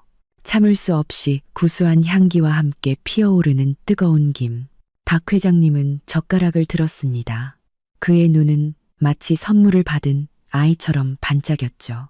그는 그 향기를 깊게 들이마시며 만족스러운 표정을 지었습니다. 향 좋네. 바로 이 냄새야. 옛날 냄새. 박 회장님 앞에 놓인 국수는 마치 한 폭의 그림 같았습니다. 호박색의 맑은 국물 위로 황금빛 기름이 반짝였고 하얗고 부드러운 숯하면 위에는 얇게 저민 수육과 파, 김가루가 정갈하게 올라가 있었죠. 박 회장님은 서두르지 않았습니다. 그는 조심스럽게 양념장을 조금 풀고 고춧가루를 살짝 뿌렸습니다. 그 동작 하나하나가 마치 신성한 의식을 치르는 것처럼 정중하고 세심했죠. 그리고 그는 숟가락으로 국물을 조금 떠서 입으로 가져갔습니다. 저는 숨을 죽이고 그의 표정 하나하나를 살폈습니다. 그는 눈을 감고 몇 초간 국물을 음미했습니다. 뼈를 우려낸 깊고 구수한 맛. 인공 조미료의 텁텁함 없이 깔끔하고 담백한 맛이 입안 가득 퍼졌습니다. 박 회장님은 눈을 뜨고 연신 고개를 끄덕이며 감탄했습니다. 기가 막히는군. 정말 기가 막혀. 몇십 년 만에 이런 국물 맛을 보는지 모르겠어. 맑으면서도 깊고 담백하면서도 진해. 이 맛은 잊을 수가 없지. 그는 맛있게 먹기 시작했습니다. 그는 면 한 젓가락을 집어 수육과 함께 입으로 가져가 천천히 씹었습니다. 부드러운 면발이 목구멍으로 부드럽게 넘어갔고 고기는 입안에서 사르르 녹았습니다. 그가 국수를 먹을수록 이마에는 땀이 송골송골 맺혔습니다. 그의 얼굴은 붉게 상기되었고 활기가 넘쳐 보였죠. 그는 더 이상 아무 말도 하지 않고 오직 국수에만 집중했습니다. 후루룩 국수를 마시는 소리, 부추전을 베어 무는 바삭한 소리가 조용한 공간에 울려 퍼졌습니다. 저도 제 국수를 먹기 시작했습니다. 그의 기쁨이 제게도 전해지는 듯했죠. 오랫동안 굶주린 사람처럼 맛있게 먹는 그의 모습을 보며 누구도 그가 수천억 원대 자산을 가진 대기업 회장이라고는 생각하지 못할 겁니다. 국수를 반쯤 먹었을 때 박 회장님은 젓가락을 놓고 이마에 땀을 닦더니 주인 할아버지를 불렀습니다. 사장님, 여기 부추전 하나 더 주시오. 아주 바삭하고 기름 냄새도 안 나는 게 별미네요. 주인 할아버지는 허허 웃으며 부추전을 가져다 주었습니다. 맛을 아시는구만. 우리 집은 매일 새 기름으로 부치니 맛이 없을 수가 없지. 입에 맞으신다니 내가 다 기쁘오. 박 회장님은 주인 할아버지를 보며 잠시 머뭇거리더니 물었습니다. 혹시 사장님, 고향이 안동 어디시오? 왠지 낯이 익은데 어디서 뵌 것 같기도 하고. 주인 할아버지는 눈을 가늘게 뜨고 박 회장님을 쳐다보더니 탁 하고 무릎을 쳤습니다. 나는 풍산 쪽인데 가만 보자. 자네도 낯이 익어.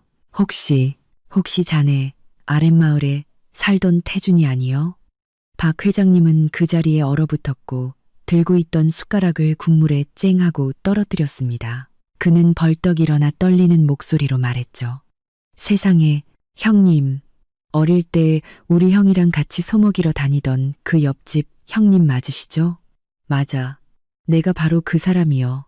아이고 세상에. 이게 몇십 년 만이여. 태준이 자네 아주 딴 사람이 됐구먼. 너무 번쩍해서 알아보지도 못했네.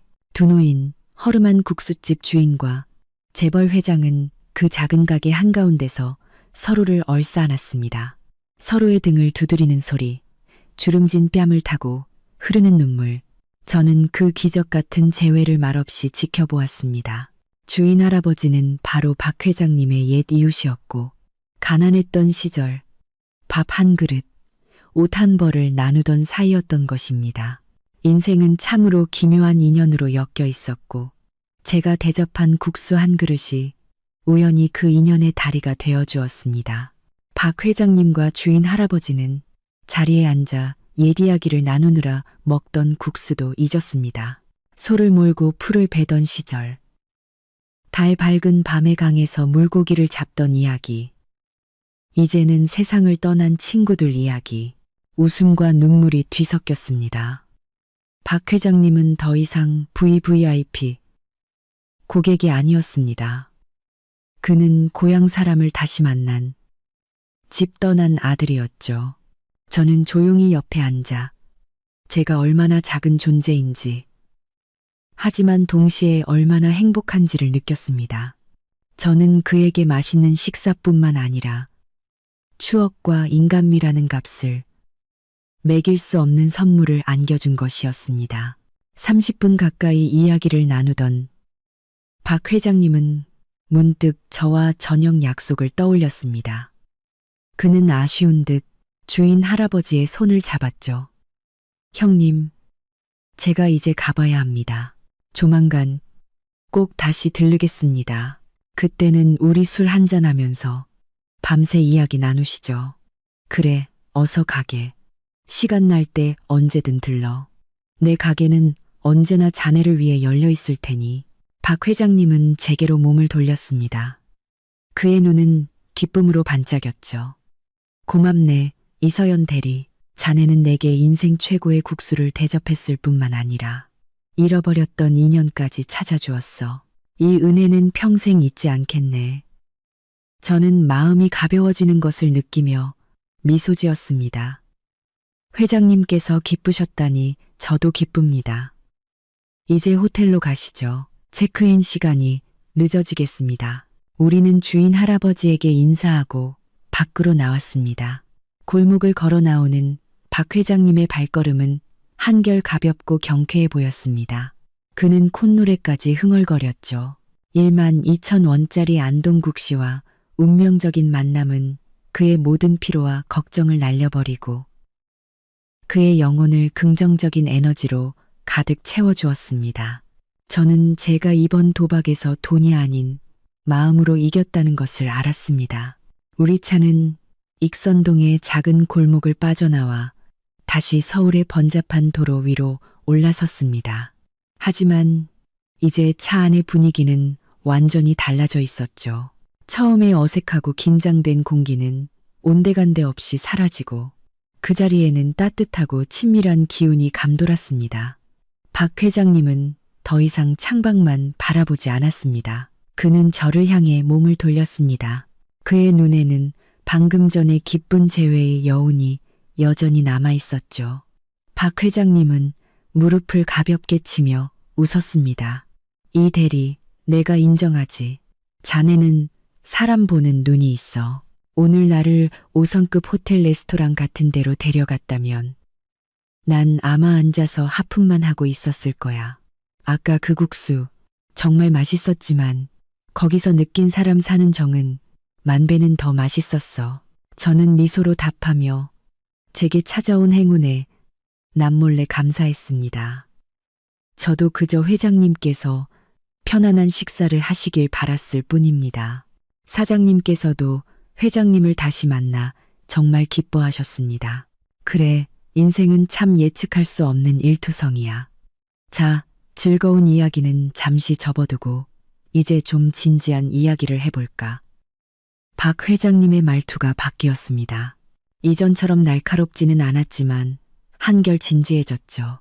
그의 눈은 저를 꿰뚫어 보는 듯 예리하고 총명하게 빛났습니다. 저는 이제야 진짜 시험이 시작된다는 것을 알았습니다. 네, 회장님, 무엇이든 물어보십시오. 저는 등을 펴고 앉아 그의 질문을 기다렸습니다. 자네 사용자 경험 디자인을 한다고 했지. 그렇다면 자네 생각에 우리 회사가 투자하려는 그 스마트 교통 시스템의 핵심은 무엇이라고 보나? 이것은 아주 어려운 질문이었습니다. 만약 제가 교과서처럼 인공지능, 빅데이터, 사물 인터넷 같은 기술 용어들을 나열했다면 박 회장님은 분명 지루해했을 겁니다. 그는 산전수전 다 겪은 비즈니스계의 거물이었습니다. 그런 상투적인 말은 귀에 못이 박이도록 들었을 테니까요. 저는 잠시 생각한 뒤 천천히 대답했습니다. 회장님, 기술적인 부분에 대해서는 저희 기술팀이 이미 상세히 설명드렸으리라 믿습니다. 하지만 사용자 경험을 디자인하는 사람의 관점에서 이 프로젝트의 핵심은 복잡한 알고리즘이나 촘촘한 CCTV 시스템에 있지 않다고 생각합니다. 그럼 어디에 있나? 박 회장님이 흥미롭다는 듯 눈썹을 치켜떴습니다. 그것은 교통 시스템을 이용하는 사람의 고통에 대한 공감에 있습니다. 예를 들어 교통체증을 싫어하지 않는 사람은 없지만 사람들이 더 싫어하는 것은 차들 사이에 갇혀 언제 빠져나갈지 모른다는 무력감입니다. 어느 길로 가야 가족과 함께하는 저녁 식사 시간에 늦지 않을지 알 수 없는 막막함이죠. 진정한 스마트 시스템은 단순히 신호등을 자동으로 바꾸는 것이 아니라 마치 믿음직한 길 친구처럼 시민들에게 가장 안전하고 빠른 길을 알려주어 그들이 무사히 집으로 돌아갈 수 있도록 도와야 합니다. 박 회장님은 생각에 잠긴 표정으로 고개를 끄덕였습니다. 계속해보게. 좀 더 구체적인 예를 들어봐. 서울의 장마철은 끔찍합니다. 도로가 침수되고 가로수가 쓰러지죠. 스마트 교통 시스템은 침수 예상 지역을 미리 경고하고 오토바이 운전자들에게는 뚜껑이 열린 맨홀을 피하도록 안내하며 쓰러질 위험이 있는 가로수를 경고하는 기능이 있어야 합니다. 그것이야말로 기술이 가져다주는 인문학적 가치입니다.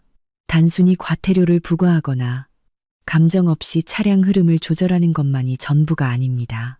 저는 오랫동안 마음속에 품고 있었지만 회사 회의에서는 한 번도 제대로 말할 기회가 없었던 생각들을 쏟아냈습니다. 진혁은 항상 이런 아이디어들이 즉각적인 수익을 내지 못한다며 묵살했었죠. 박 회장님은 한동안 말이 없었습니다. 그는 저를 보았습니다.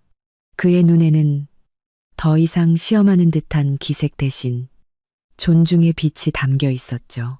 자네, 나를 놀라게 하는군. 내가 만났던 대부분의 기술자나 영업 담당자들은 자기네 시스템이 얼마나 대단하고 예산을 얼마나 절약할 수 있는지에 대해서만 떠들어댔지. 길 위의 사람들이 어떻게 느끼는지, 그들의 저녁 식사나 맨홀 뚜껑에 대해 이야기한 사람은 아무도 없었어. 그는 한숨을 쉬며 목소리를 낮췄습니다. 자네 말이 맞아. 인문학적 영혼이 없는 기술은 고철 덩어리에 불과해. 내가 이 프로젝트에 투자하려는 건 돈 몇 푼 더 벌기 위해서가 아니야. 내게 돈은 부족하지 않아. 나는 사회에 유익한 무언가를 남기고 싶어. 사람들이 조금이라도 덜 고통받고 더 편안하게 살 수 있도록 돕고 싶단 말일세. 제 심장이 두근거렸습니다. 저는 박 회장님의 진심에 닿았던 것입니다. 냉철한 투자자의 모습 뒤에 그는 여전히 공동체를 위해 고민하는 뜨거운 심장을 가진 사람이었습니다. 차 안에서의 대화는 계속해서 활기를 띠었습니다. 박 회장님은 제가 어떻게 사용자를 연구하는지, 현재 사람들이 기술을 사용하며 겪는 어려움은 무엇인지에 대해 더 물었습니다.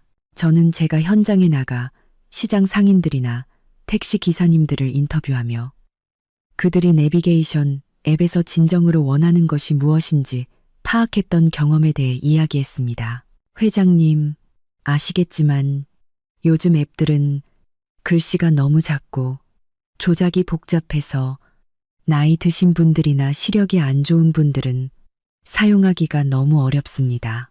저는 항상 인터페이스는 누구나 쓸 수 있도록 최대한 단순하고 직관적이어야 한다고 주장합니다. 기술은 사람을 소외시키기 위해서가 아니라 사람을 돕기 위해 존재해야 하니까요. 박 회장님은 탁 하고 무릎을 쳤습니다. 맞아. 지당한 말이야. 나도 이제 늙어서 눈이 침침한데 가끔 스마트폰을 보면 너무 복잡해서 집어 던지고 싶을 때가 있다니까. 자네 같은 생각은 아주 좋아. 사용자가 쓸 수 없는 제품은 쓰레기나 마찬가지지. 그는 호감 가득한 눈빛으로 저를 보았습니다. 이 대리, 자네는 리더의 자질이 있어. 큰 그림을 보면서도 아주 사소한 디테일을 놓치지 않는단 말이야. 그게 요즘 리더들에게 가장 부족한 점이지. 박 회장님의 칭찬에 저는 코끝이 찡해졌습니다. 회사에서 저는 늘 현실 감각 없는 이상주의자, 사사건건 반대만 하는 사람으로 취급받았습니다. 제 노력은 진혁과 그의 무리에게 번번이 짓밟혔죠. 오늘 박 회장님 같은 거물에게 인정을 받으니 마치 거대한 힘을 얻은 것 같았습니다. 과찬이십니다. 회장님, 저는 그저 제가 생각하는 바를 솔직하게 말씀드렸을 뿐입니다. 솔직한 건 좋은 거야. 나는 자네처럼 솔직한 사람이 좋아. 자네 회사 김 팀장처럼 입에 발린 소리만 하는 사람은 어딘가 가식적으로 보여서 말이야. 박 회장님은 별다른 감정 없이 진혁을 언급했습니다. 그는 이미 이전의 만남들에서 진혁의 본성을 꿰뚫어 본 듯했죠. 그 친구, 이 프로젝트에 대해 아주 자신만만해 보이더군. 하지만 내가 느끼기엔 프로젝트의 실제 가치보다는 계약서에 찍힐 숫자에 더 관심이 많은 것 같았어. 내 말이 맞나? 저는 잠시 당황했습니다. 파트너에게 상사 험담을 하는 것은 금기사항이었죠. 제가 진혁을 싫어하긴 했지만 저는 여전히 샛별테크의 직원이었습니다. 회장님, 김 팀장님께서도 실적에 대한 압박감이 크실 겁니다. 하지만 걱정 마십시오. 저희 기술팀과 디자인팀 모두 이 프로젝트에 대한 열정이 대단합니다. 저희는 방금 회장님과 제가 나눈 인문학적 아이디어들을 현실로 만들기 위해 최선을 다할 것입니다. 박 회장님은 고개를 끄덕였습니다. 저를 보는 그의 눈빛에는 만족감이 더해졌죠. 그는 제가 처한 곤란한 상황을 이해했고 저의 프로페셔널한 태도를 높이 평가했습니다. 처신을 아주 잘하는군. 알겠네. 오늘 자네와 이야기하며 많은 것을 깨달았어. 이번 출장이 헛되지 않았군. 차는 서울의 중심부 장충동으로 들어서고 있었습니다. 고풍스럽고 웅장한 신라 호텔이 눈앞에 나타났죠. 로비에서 흘러나오는 따뜻한 노란 불빛, 줄지어 서 있는 고급 세단들. 저는 박 회장님과의 진솔했던 시간이 끝나가고 있음을 알았습니다. 우리는 이제 다시 화려한 파티와 계산, 그리고 사교적인 미소로 가득 찬 세계로 들어가야 했습니다. 저는 진혁과 미나를 마주할 생각에 깊게 숨을 들이마셨습니다. 박 회장님이 저를 향해 몸을 돌리며 차분한 목소리로 말했습니다. 오늘 오후 정말 고마웠네. 이렇게 마음을 터놓고 이야기할 수 있는 젊은 친구를 만난 게 얼마만인지 모르겠어. 자네의 그 소신 절대 잃지 말게.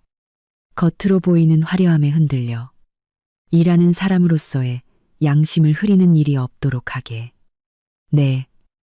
회장님, 그 말씀 마음에 새기겠습니다. 차가 호텔 로비 앞에 멈췄습니다. 호텔 직원이 공손하게 허리를 굽히며 차 문을 열었죠. 박 회장님은 차에서 내렸고 그의 얼굴은 다시 평소처럼 냉철하고 위험 있는 모습으로 돌아왔습니다. 하지만 안으로 들어가기 전 그는 저를 돌아보며 장난스럽게 윙크를 한 번 했습니다. 그 윙크는 마치 우리 둘만의 비밀스러운 약속, 은밀한 동맹의 신호 같았죠. 차에서 내리자마자 로비에서 기다리고 있던 진혁과 미나가 보였습니다. 진혁은 번쩍이는 검은색 정장을 입고 머리에는 왁스를 잔뜩 발라 세웠습니다.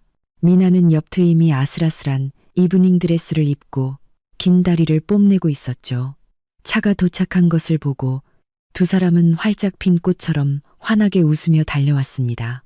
아이고, 회장님, 오시느라 고생 많으셨습니다. 저희가 얼마나 기다렸다고요. 진혁이 아첨하며 박 회장님과 악수하려 손을 내밀었습니다. 박 회장님은 가볍게 고개만 끄덕일 뿐 악수는 하지 않고 곧장 로비 안으로 들어갔습니다. 그냥 그랬네. 차가 작아도 승차감은 괜찮더군. 미나가 재빨리 끼어들며 애교 섞인 목소리로 말했습니다.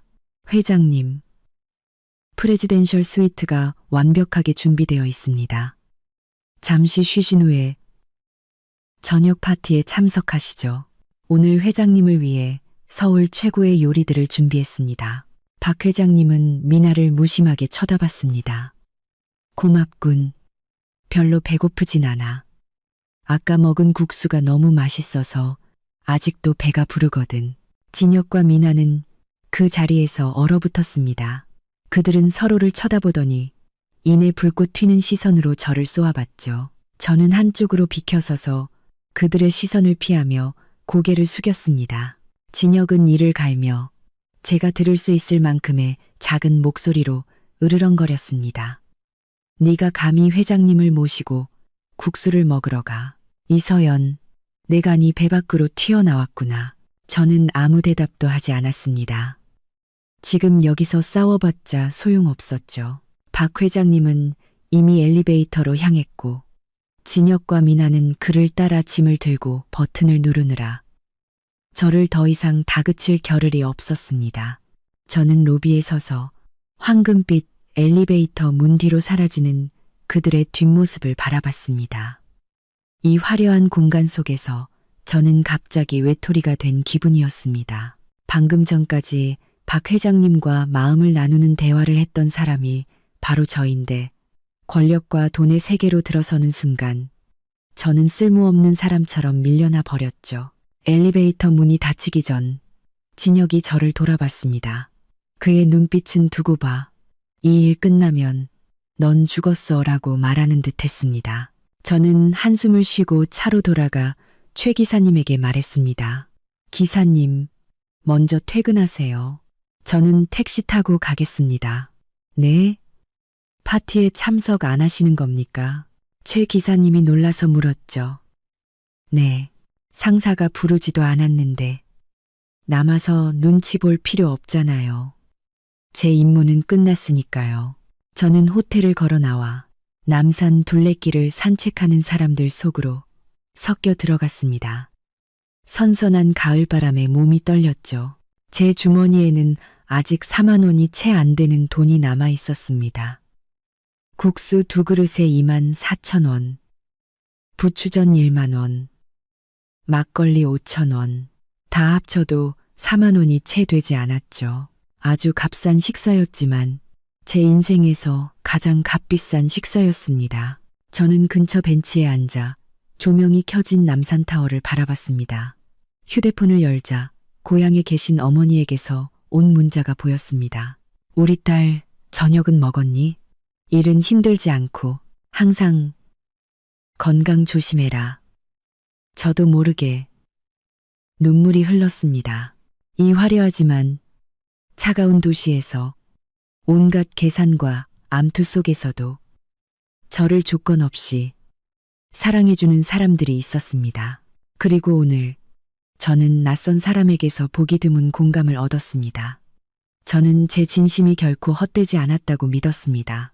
자취방에 돌아온 저는 낮에 먹은 국수와 박 회장님과의 대화로 가슴이 벅차 저녁 생각도 나지 않았습니다. 긴장했던 하루가 끝나자 온몸의 기운이 빠져나갔죠. 침대에 쓰러져 잠시 눈을 붙이려는데 휴대폰이 요란하게 울렸습니다. 액정에 김진혁 팀장이라는 이름이 뜨자 심장이 쿵 내려앉았습니다. 밤 10시가 넘은 시간이었습니다. 이제 파티도 끝났을 테죠. 저는 깊게 숨을 들이마시고 통화 버튼을 눌렀습니다. 네, 팀장님. 진혁의 고함이 전화기 너머로 터져 나왔습니다. 이서연, 박 회장님한테 대체 무슨 짓을 한 거야? 네가 내 계획을 전부 망쳐놨다는 거 알아 몰라. 저는 깜짝 놀라 휴대폰을 귀에서 조금 떼었습니다. 팀장님, 진정하시고 무슨 일이 있었던 겁니까? 진정하게 생겼어. 박 회장님이 파티 중간에 그냥 가버리셨다고. 오늘 저녁 음식은 낮에 먹은 국수보다 맛이 없다면서. 연주단은 시끄럽고 와인은 시큼하다고 불평하셨어. 여기에는 진심이 하나도 없고 전부 거칠애 뿐이라고 하셨단 말이야. 진혁은 숨을 헐떡이며 분노에 찬 목소리로 말했습니다. 다 너 때문이야. 네가 회장님을 그 더러운 뒷골목 식당에 데려가서 그분 입맛을 다 버려놨어. 대체 그분 머릿속에 뭘 심어놨길래 나를 사기꾼 쳐다보듯 하시는 거냐고.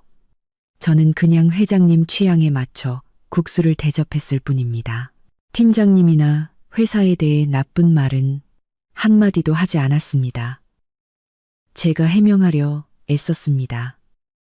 변명하지 마. 그분이 자네는 속이 깊다고 칭찬하시고 나는 속 빈 강정이라고 비꼬시는 걸 내가 들었어. 아주 잘났어. 이서연, 이제 내 머리 꼭대기에 올라서고 싶어. 똑똑히 들어. 이 계약 엎어지면 넌 집 팔아서 손해배상할 각오나 해.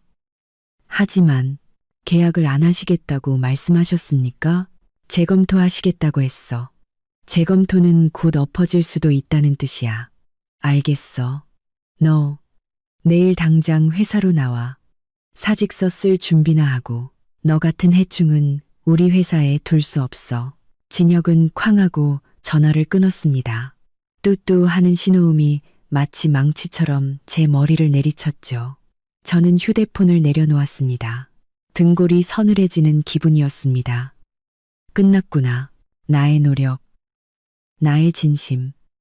모든 것이 진혁의 질투와 편협함 때문에 물거품이 되어버렸습니다. 저는 밤새 뒤척였습니다. 박 회장님이 즐겁게 국수를 드시던 모습과 진혁의 협박이 머릿속에서 뒤엉켰죠. 저는 제가 한 일에 대해 후회하지 않았습니다. 저는 제가 옳았다고 믿었습니다. 하지만 냉혹한 직장 현실은 낭만을 허락하지 않았습니다. 권력은 강자의 손에 있었고 저는 그저 힘없는 작은 물고기일 뿐이었습니다. 다음 날 아침 저는 찬난 눈으로 회사에 출근했습니다. 사무실의 공기는 무서울 정도로 조용했죠. 사람들은 저를 안타깝게 쳐다보며 누구도 말을 걸지 않았습니다. 제가 중요한 손님을 화나게 해서 곧 해고될 거라는 소문이 이미 파다하게 퍼져 있었죠. 미나가 제 책상 옆을 지나가며 비웃었습니다. 안녕하세요, 서연 씨. 오늘이 마지막 출근이겠네요. 아쉽다. 송별회라도 해주려고 했는데. 저는 그녀를 상대하지 않고 묵묵히 자리에 앉아 개인 짐을 정리했습니다. 제 운명이 이미 결정되었다는 것을 알았죠. 진혁은 뒤끝이 긴 사람이었고 자신의 체면을 구긴 사람을 절대 용서하지 않을 테니까요. 진혁의 사무실 문이 열렸습니다. 그는 문 앞에 서서 험악한 얼굴로 소리쳤습니다. 이서연 씨, 내 방으로 들어와. 저는 깊게 숨을 들이마시고 호랑이 굴로 걸어 들어갔습니다. 방 안에서 진혁은 의자에 등을 기댄 채 책상에 다리를 올리고 있었습니다. 책상 위에는 미리 인쇄된 해고 통지서가 놓여 있었죠. 사인에 진혁이 턱짓으로 서류를 가리켰습니다. 사유는 다 적어놨어. 이전 규정 위반 및 회사 이미지에 대한 중대한 손실초래. 빨리 사인하고 끝내자고. 저는 해고 통지서를 집어들었습니다. 차가운 글자들이 눈앞에서 춤을 추는 것 같았죠. 저는 고개를 들어 진혁을 보며 단호한 눈빛으로 말했습니다. 사인 못합니다. 저는 잘못한 것이 없습니다. 제가 회장님을 모시고 국수를 먹으러 간 것은 고객을 더 잘 모시기 위함이었고, 실제로 회장님께서는 그 식사에 매우 만족하셨습니다. 저를 해고하시려면 이것보다 더 정당한 이유가 있어야 할 겁니다. 진혁은 책상을 콱 내리치며 일어섰습니다. 그의 얼굴은 붉게 달아올랐죠. 아직도 입이 살았어. 만족하신 분이 파티 중간에 그냥 가버려. 만족하신 분이 오늘 아침 내 전화를 씹어.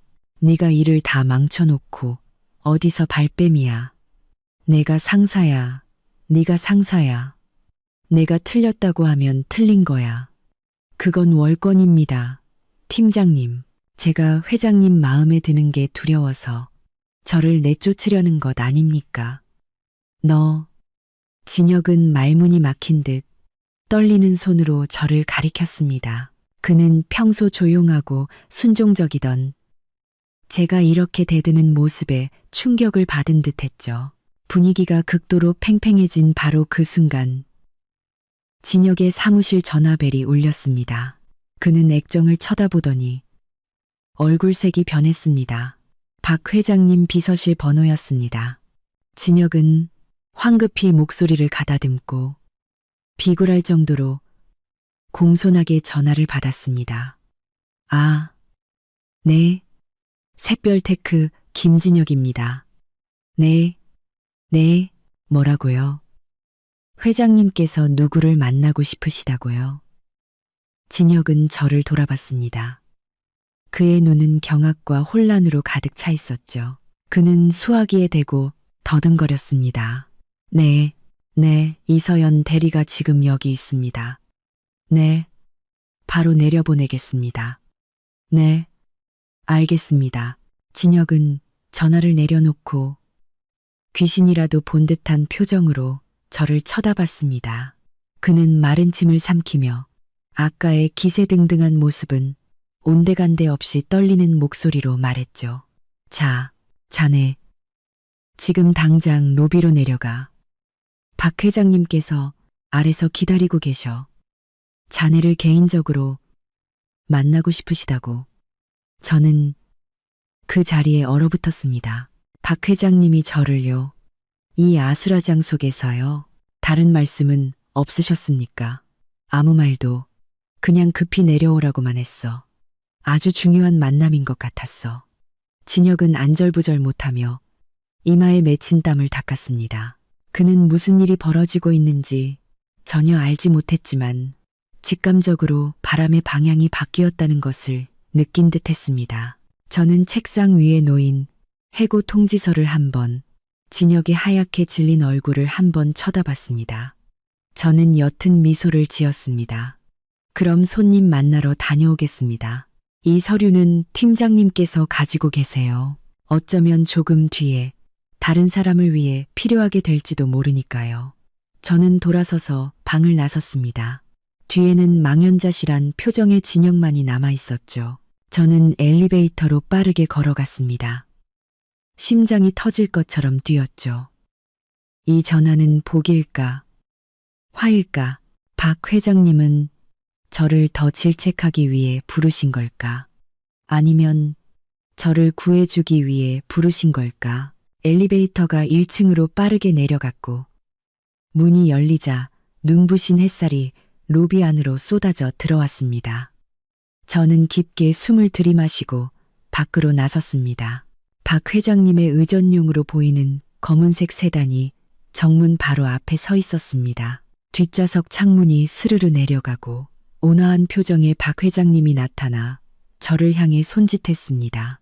서연 양, 이리 오게. 저는 미소 지으며 그 차를 향해 빠르게 걸어갔습니다. 저는 반짝이는 검은색 세단으로 다가갔습니다. 차 문이 자동으로 열리며 시원하고 은은한 향이 감도는 공간으로 저를 초대했죠. 박 회장님은 뒷좌석에 앉아 있었고 그의 무릎 위에는 여전히 익숙한 나일론 백팩이 놓여 있었습니다. 그는 저를 보며 온화하게 미소 지었고 그 미소에 제 마음은 즉시 편안해졌습니다. 회장님, 안녕하십니까?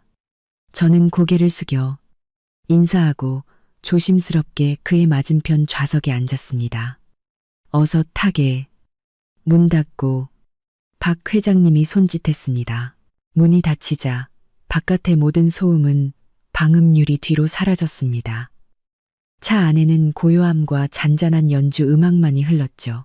저는 긴장된 마음으로 그가 입을 열기를 기다렸습니다. 그래, 사무실은 지금 난리가 났겠지. 박 회장님이 장난기 어린 목소리로 물었습니다. 네. 조금 긴장된 분위기입니다. 김 팀장님께서는 제가 회장님 심기를 불편하게 해드린 줄 알고 저를 징계하려던 참이었습니다. 제가 솔직하게 대답했습니다. 박 회장님은 하하하고 크게 웃었습니다. 그 웃음소리가 차 안을 가득 메웠죠. 징계? 그 친구 정말 앞서가도 너무 앞서가는군. 내가 자네를 부른 건 야단치려고 그런 게 아니야. 어제 그 국수 정말 고마웠다고 말하고 싶어서였네. 저는 놀라서 그를 쳐다봤습니다. 이미 감사 인사는 하셨는걸요. 별것도 아닌데요. 뭘, 자네에게는 별거 아닐지 몰라도 나에게는 아주 큰일이었네. 박 회장님의 목소리가 낮아졌습니다. 어젯밤 방에 돌아와서 자네와 나눴던 이야기에 대해 계속 생각했어. 사실 나 어제 저녁 파티 중간에 그냥 나와버렸네. 김 팀장님께 파티가 마음에 들지 않으셨다고 들었습니다. 그렇지, 파티는 화려했고 사내 진미도 넘쳐났지만 도저히 음식이 목으로 넘어가질 않았어. 영혼 없는 아첨, 직원들의 기계적인 미소, 그리고 의미 없는 숫자들만 자랑하는 김 팀장의 태도. 그 모든 것이 나를 숨 막히게 했네. 박 회장님은 질렸다는 듯 고개를 저었습니다. 나는 그 국수집의 진솔한 분위기가 그리웠어. 자네의 솔직함이 그리웠고, 그래서 오늘 아침 계약서에 바로 사인하지 않기로 결정했네. 자네를 먼저 만나야겠다고 생각했지. 저를요? 무슨 일로? 저는 눈을 동그랗게 떴습니다. 자네 의견을 다시 한번 듣고 싶어서였네. 자네 회사가 내게 보낸 사업 계획서에 대해 샛별테크의 직원으로서가 아니라 양심 있는 전문가로서 솔직한 평가를 듣고 싶었어. 박 회장님은 가방에서 두툼한 서류 뭉치를 꺼내 제 앞 테이블에 놓았습니다. 그것은 진혁과 팀원들이 공들여 준비한 스마트 교통 시스템 제안서였습니다. 읽어보고 이 계획서에 무엇이 빠졌는지 말해주게. 저는 제안서를 받아들고 한 장, 한 장 넘겼습니다. 이미 수십 번도 더 읽어 글자 하나, 그래프 하나까지도 다 외우고 있었죠. 이것은 회사 전체의 노력이었지만 동시에 오랫동안 저를 괴롭혔던 고민거리이기도 했습니다. 진혁은 인간미와 사용자 경험에 대한 저의 모든 제안을 묵살하고 오직 수익 극대화와 기술 과시에만 집중했으니까요. 저는 깊게 숨을 들이마시고 박 회장님의 눈을 똑바로 쳐다봤습니다. 회장님, 솔직한 말씀을 원하신다면 솔직하게 말씀드리겠습니다. 이 계획서는 기술적으로나 재무적으로는 완벽해 보이지만 가장 중요한 한 가지가 빠져 있습니다. 바로 심장입니다. 심장? 박 회장님이 사색적인 표정으로 되물었습니다. 네. 이 프로젝트는 자동요금 징수, 과태료 부과, 차량 흐름 통제에 너무 집중되어 있습니다. 시민들을 우리가 섬겨야 할 고객이 아니라 관리해야 할 대상으로 보고 있습니다. 저는 데이터 흐름도를 펼쳤습니다. 보십시오, 회장님. 여기에는 장애인, 노인, 어린이를 위한 배려가 전혀 없습니다. 신호 시스템은 오직 불빛과 스피커에만 의존하기 때문에 시각이나 청각 장애가 있는 분들은 접근하기가 매우 어렵습니다. 저는 계속해서 다른 치명적인 약점들을 지적했습니다. 게다가 교통량 조절 알고리즘이 너무 경직되어 있습니다. 아란 오직 차량 밀도에만 의존해서 길을 배분하고 학교 시간이나 재래시장 같은 사회적 요소를 전혀 고려하지 않았습니다. 이 시스템을 기계적으로 적용하면 오히려 특정 지역에서는 더 큰 혼란을 야기하고 시민들을 더 고통스럽게 만들 것입니다. 박 회장님은 연신 고개를 끄덕였고 손가락으로 가죽 시트를 톡톡 두드렸습니다. 자네 말이 정확해. 나도 이 계획서를 읽으면서 무언가 찜찜했지만 그게 뭔지 정확히 짚어내지 못했어. 이제야 자네가 핵심을 찔러주는군. 그는 존경의 눈빛으로 저를 보았습니다. 이 아가씨, 마음만 고운 게 아니라 미래를 보는 안목도 아주 날카로워. 내 밑에 있는 수억 원짜리 연봉을 받는 전문가들도 놓친 것을 자네는 보고 있군. 저는 그저 사용자 입장에서 생각했을 뿐입니다. 어떤 제품을 만들든 최종 사용자의 입장에서 생각해야 한다고 믿습니다. 내가 써서 좋고 편해야 다른 사람들도 좋아할 수 있으니까요. 단순하지만 깊이가 있군. 박 회장님이 결론 내렸습니다. 자네는 내게 완전히 새로운 관점을 보여주었어.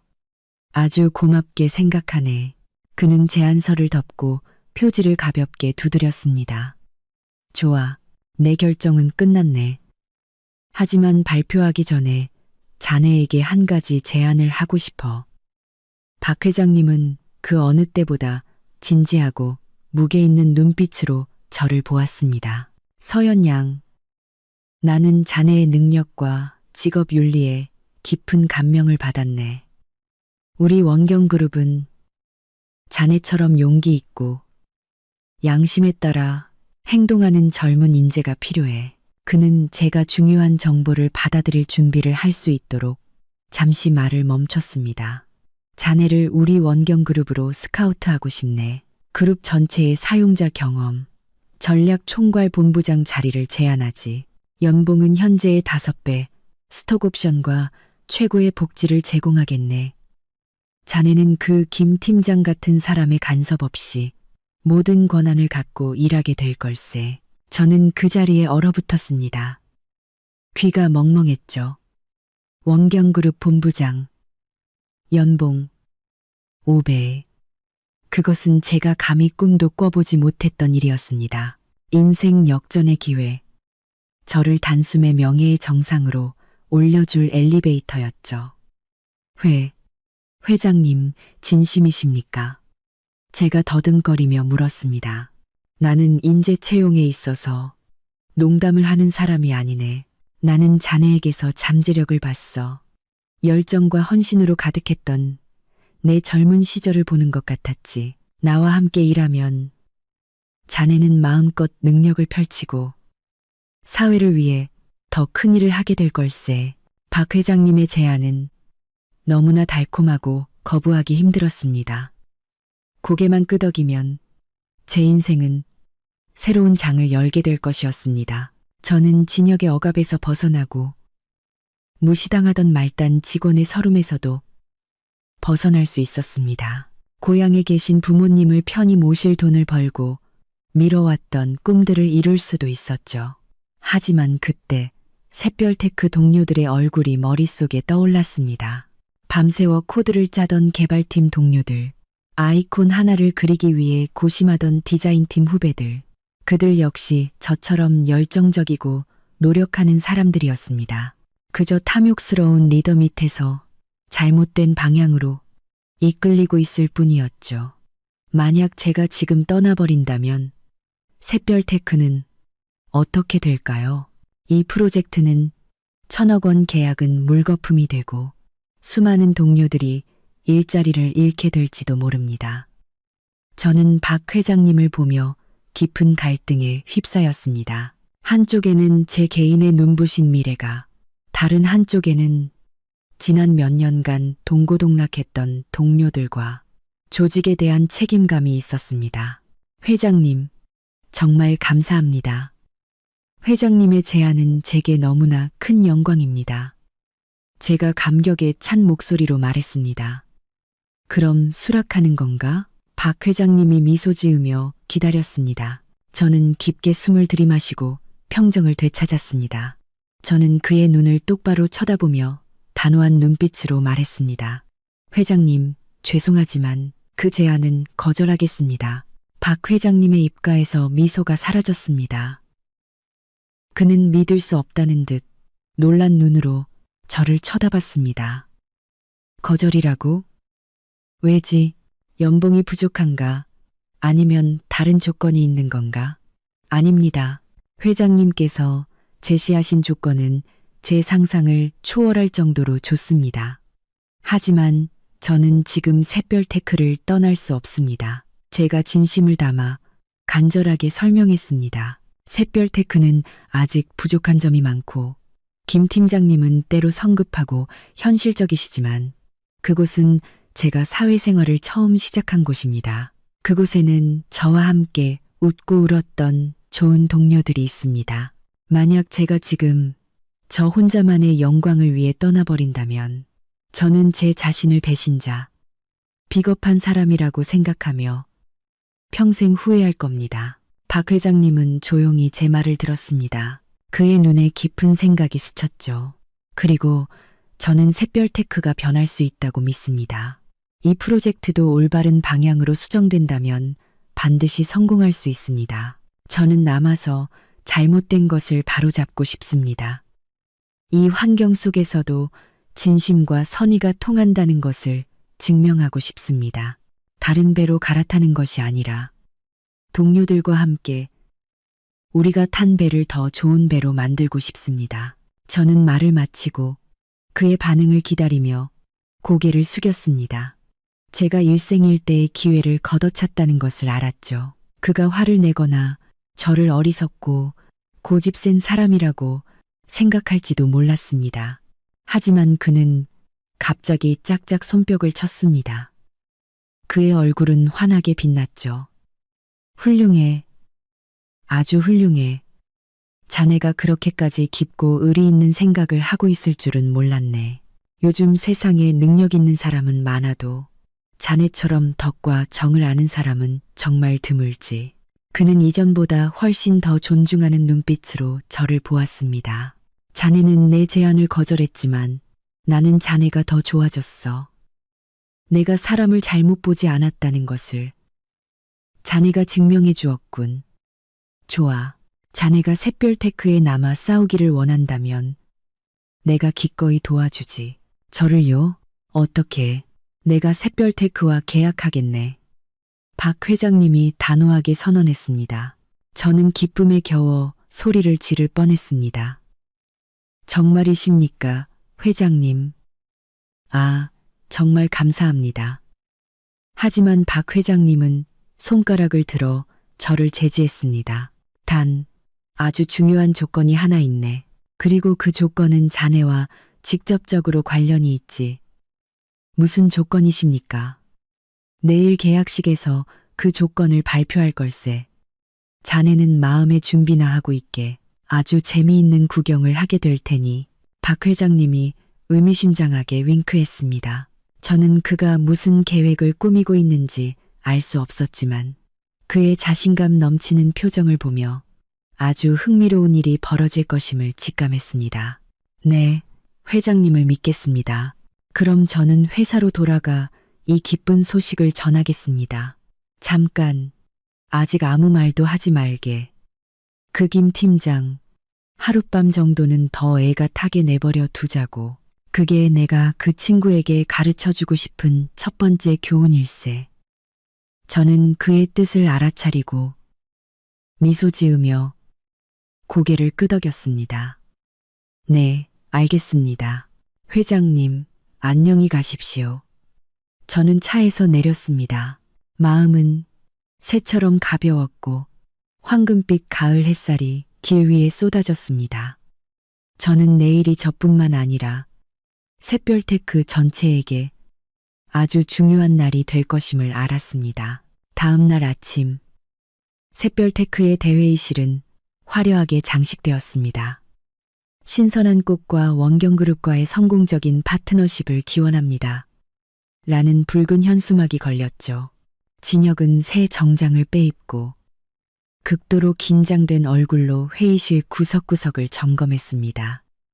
그는 어제 저와의 만남 이후 박 회장님이 어떤 결정을 내릴지 전혀 알지 못했죠. 제가 돌아와서 아무 말도 하지 않고 내일이면 아시게 될 겁니다. 라고만 했으니까요. 정확히 9시 박 회장님의 차량 행렬이 건물 앞에 멈춰 섰습니다. 그는 위험 있는 모습으로 로비에 들어섰고 그의 옆에는 비서와 변호사들이 든든하게 자리 잡고 있었죠. 진혁은 황급히 달려나가 악수를 청하며 아첨했지만 그의 손은 땀으로 축축했습니다. 모두가 자리에 앉자 회의실의 공기는 숨 막힐 듯 엄숙해졌습니다. 박 회장님은 상석에 앉아 긴장된 얼굴로 기다리는 사람들을 한번 쓱 훑어보았습니다. 그의 시선이 제게 닿았을 때 그는 가볍게 고개를 끄덕여 주었죠. 원경그룹의 법무팀장이 일어나 계약서 조항들을 큰 소리로 읽기 시작했습니다. 진혁은 듣는 내내 고개를 끄덕이며 얼굴에 화색이 돌았죠. 1,000억 원 계약이 거의 그의 손에 들어온 셈이었습니다. 하지만 그때 법무팀장이 말을 멈추고 단호한 목소리로 말했습니다. 저희 회장님께서는 특별 추가 조항을 하나 제시하셨습니다. 이 계약은 해당 조항이 이행될 때에만 효력을 발휘합니다. 진혁이 당황해서 물었습니다. 무슨 조항 말씀이십니까? 저희가 무엇이든 따르겠습니다. 그때 박 회장님이 조용히 입을 열었습니다. 그 조항이란 이 스마트 교통 시스템 프로젝트의 총괄 책임자로 샛별테크의 이서연 대리를 임명하고 프로젝트의 전략 및 실행에 대한 모든 권한을 그녀에게 위임한다는 것이요.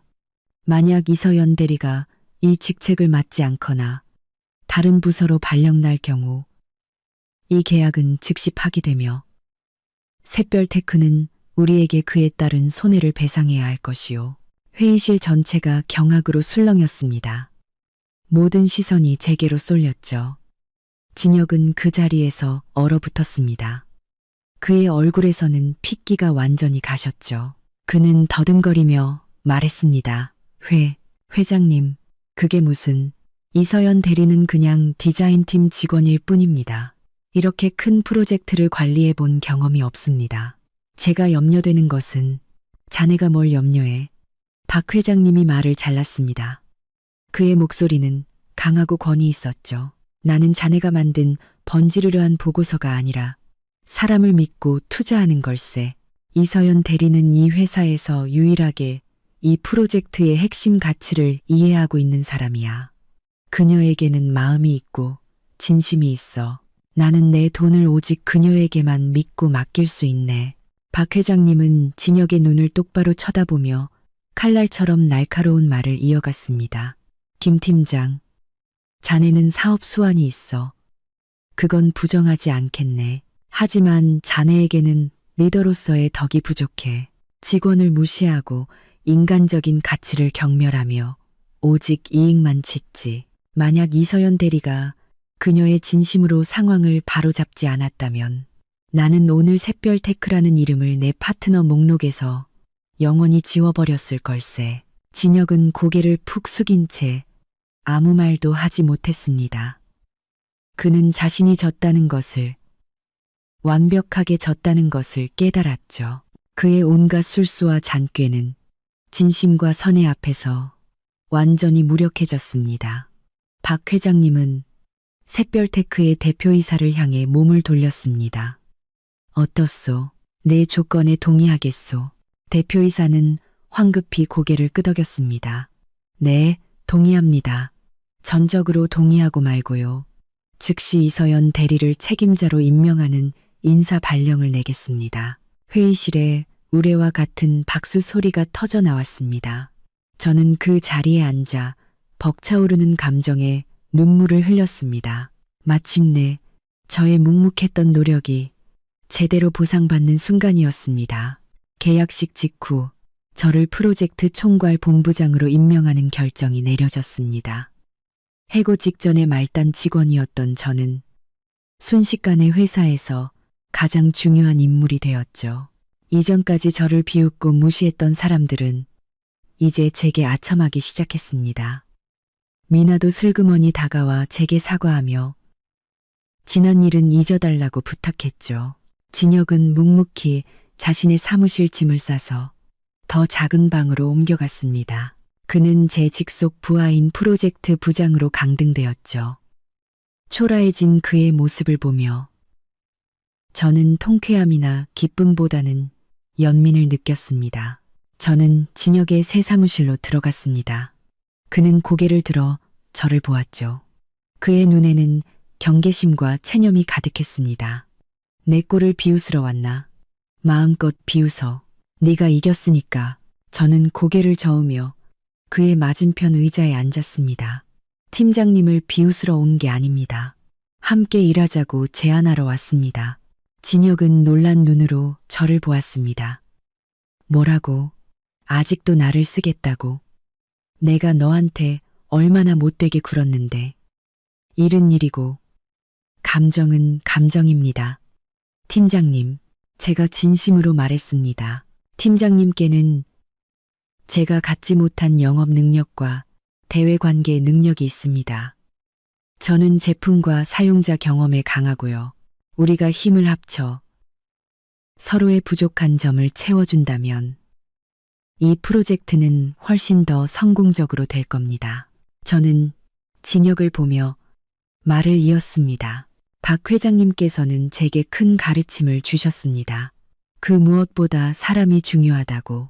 저는 개인적인 감정 때문에 팀장님처럼 유능한 인재를 잃고 싶지 않습니다. 저는 우리가 함께 샛별 테크를 키우고 사회에 도움이 되는 제품을 만들고 싶습니다. 저와 함께 처음부터 다시 시작하시겠습니까? 진혁은 저를 멍하니 쳐다봤습니다. 그의 눈시울이 붉어졌죠. 평소에 오만하고 거만했던 모습은 온데간데 없이 사라졌습니다. 그는 저의 관용과 넓은 마음이 자신이 상상했던 것보다 훨씬 크다는 것을 깨달았습니다. 그것은 그가 결코 가져보지 못했던 것이었죠.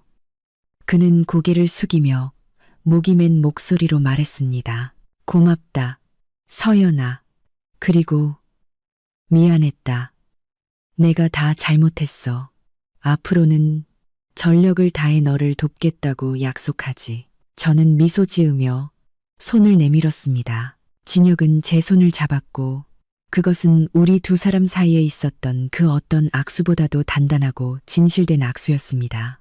그 후 스마트 교통 시스템 프로젝트는 눈부신 성공을 거두었고 도시교통에 새로운 바람을 불어넣으며 시민들의 열렬한 지지를 받았습니다. 샛별테크는 국내 최고의 IT 기업으로 성장했죠.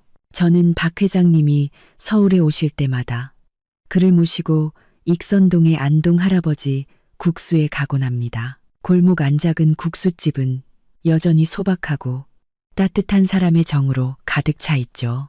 국수를 먹을 때마다 박 회장님은 웃으며 제게 말합니다. 이것 보게. 12,000원짜리 국수 한 그릇이 1,000억 원짜리 사업을 만들어냈어. 인생은 이렇게 진심으로 살면 하늘이 다 알아서 길을 열어주는 법이야. 그리고 저는 그의 말이 옳다는 것을 압니다. 진심이야말로 세상에서 가장 맛있는 국수이며 우리가 이 세상에서 서로에게 줄 수 있는 가장 귀한 선물이라는 것을요. 구독자 여러분, 긴 이야기 끝까지 들어주셔서 진심으로 감사합니다. 편안한 노후, 다음 이야기로 다시 찾아뵙겠습니다.